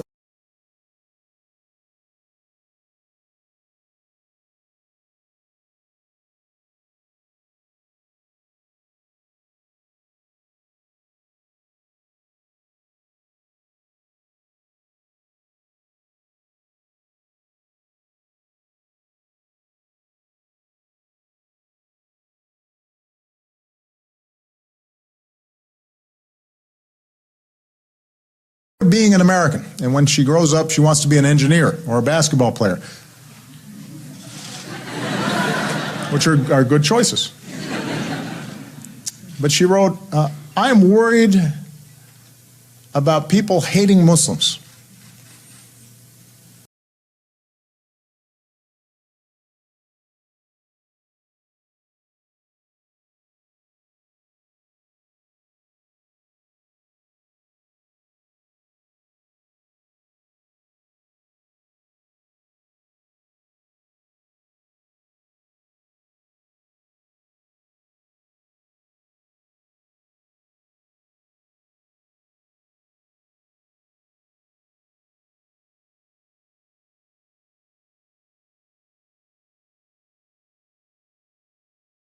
About people hating Muslims. If some Muslims do bad things, that doesn't mean all of them do. And she asked, "Please tell everyone that we are good people and we're just like everyone."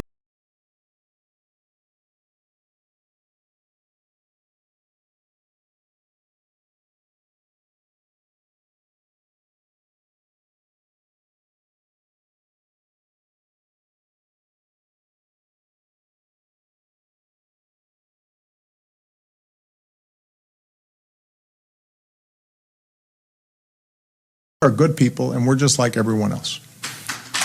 Now,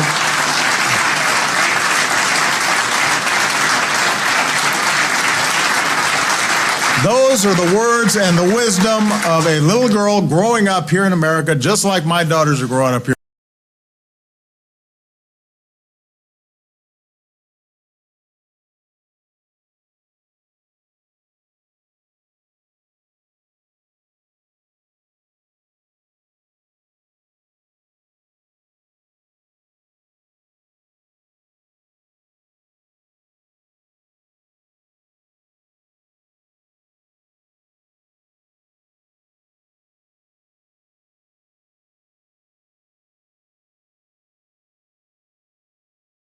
Just like my daughters are growing up here in America.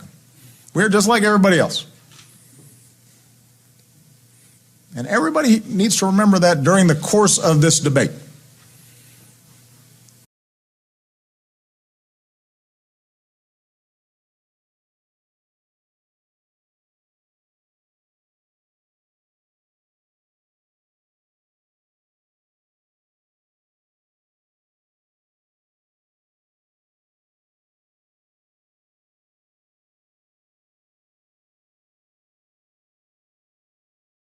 During the course of this debate, as we move forward with these challenges, we all have responsibilities. We all have hard work ahead of us on this issue.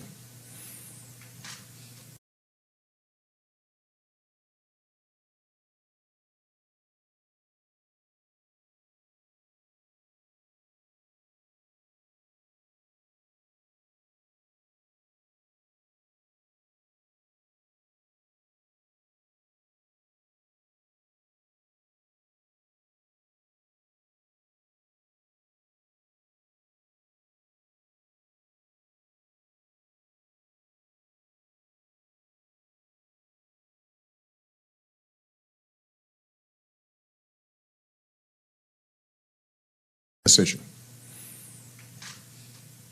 We can't paper over problems, and we're not going to solve this if we're always just trying to be politically correct.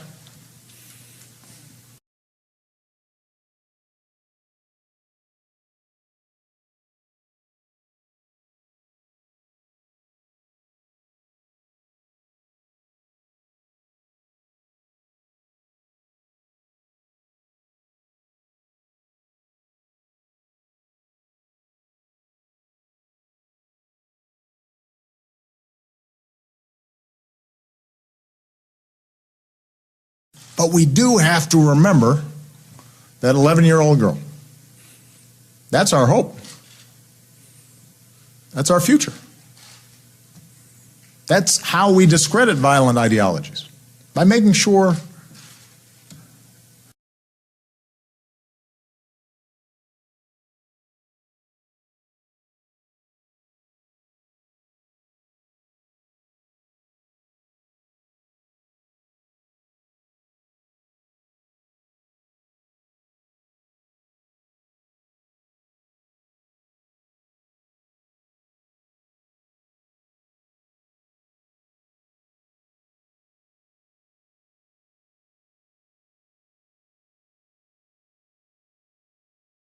her voice is lifted up, making sure she's nurtured, making sure that she's supported. And then recognizing there are little girls and boys like that all around the world.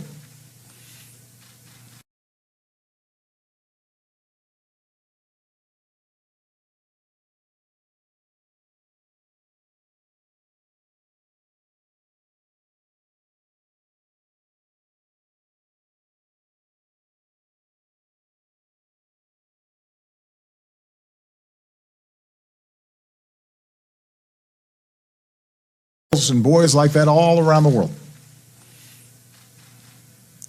And us helping to address economic and political grievances that can be exploited by extremists, and empowering local communities.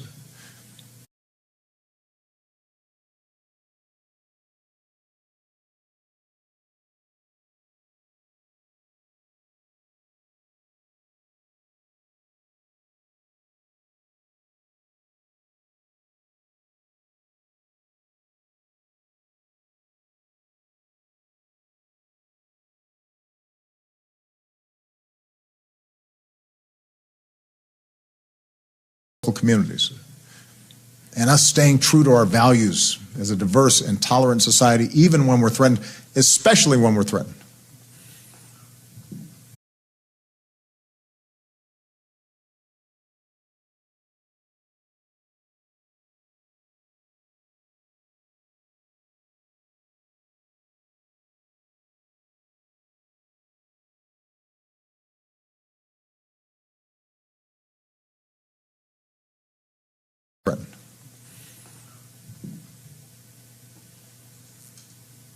There will be a military component to this. There are savage cruelties going on out there that have to be stopped.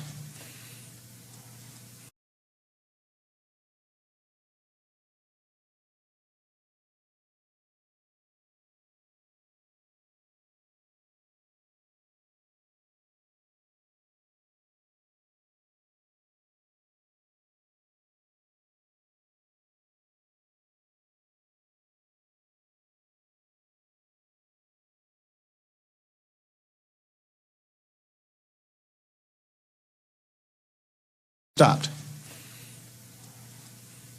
ISIL is killing Muslims at a rate that is many multiples the rate that they're killing non-Muslims.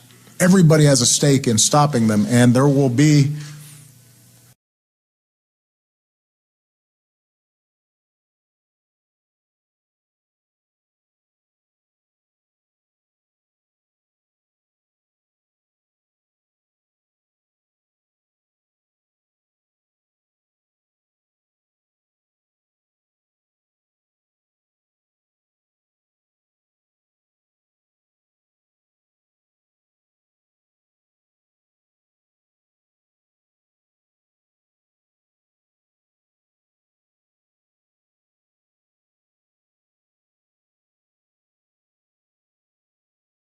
stopping them, and there will be an element of us just stopping them in their tracks with force.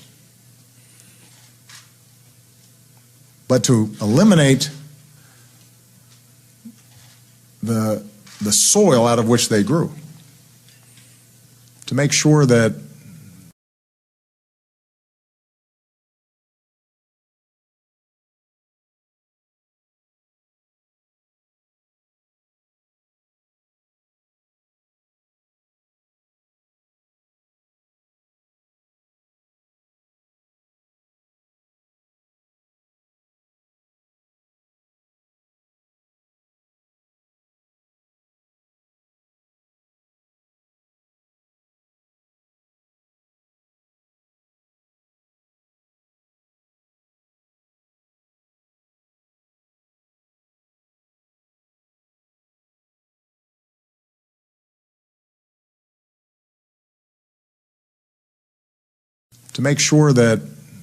we are giving a brighter future to everyone and a lasting sense of security, then we're going to have to make it clear to all of our children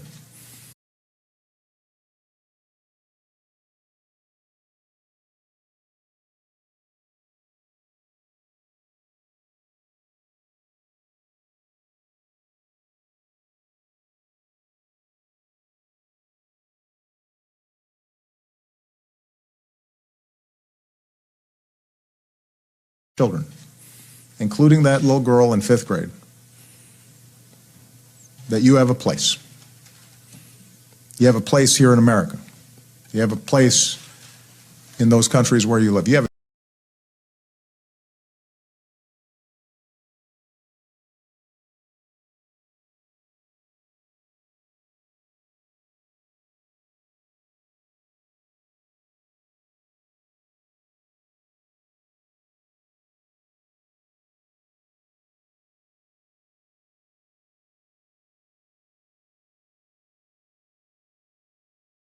in those countries where you live. You have a future.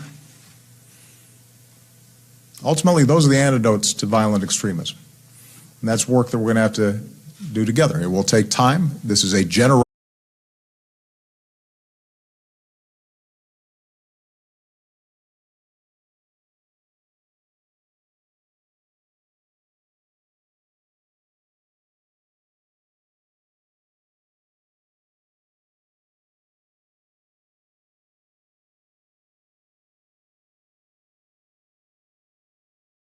together. It will take time. This is a generational challenge.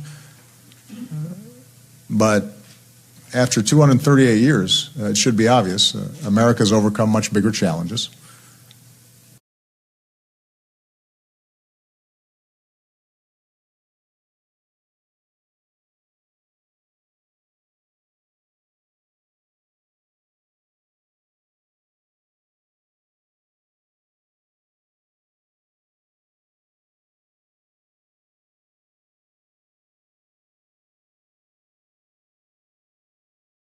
challenges, and we'll overcome the ones that we face today. We will stay united and committed to the ideals that have shaped us for more than 2 centuries.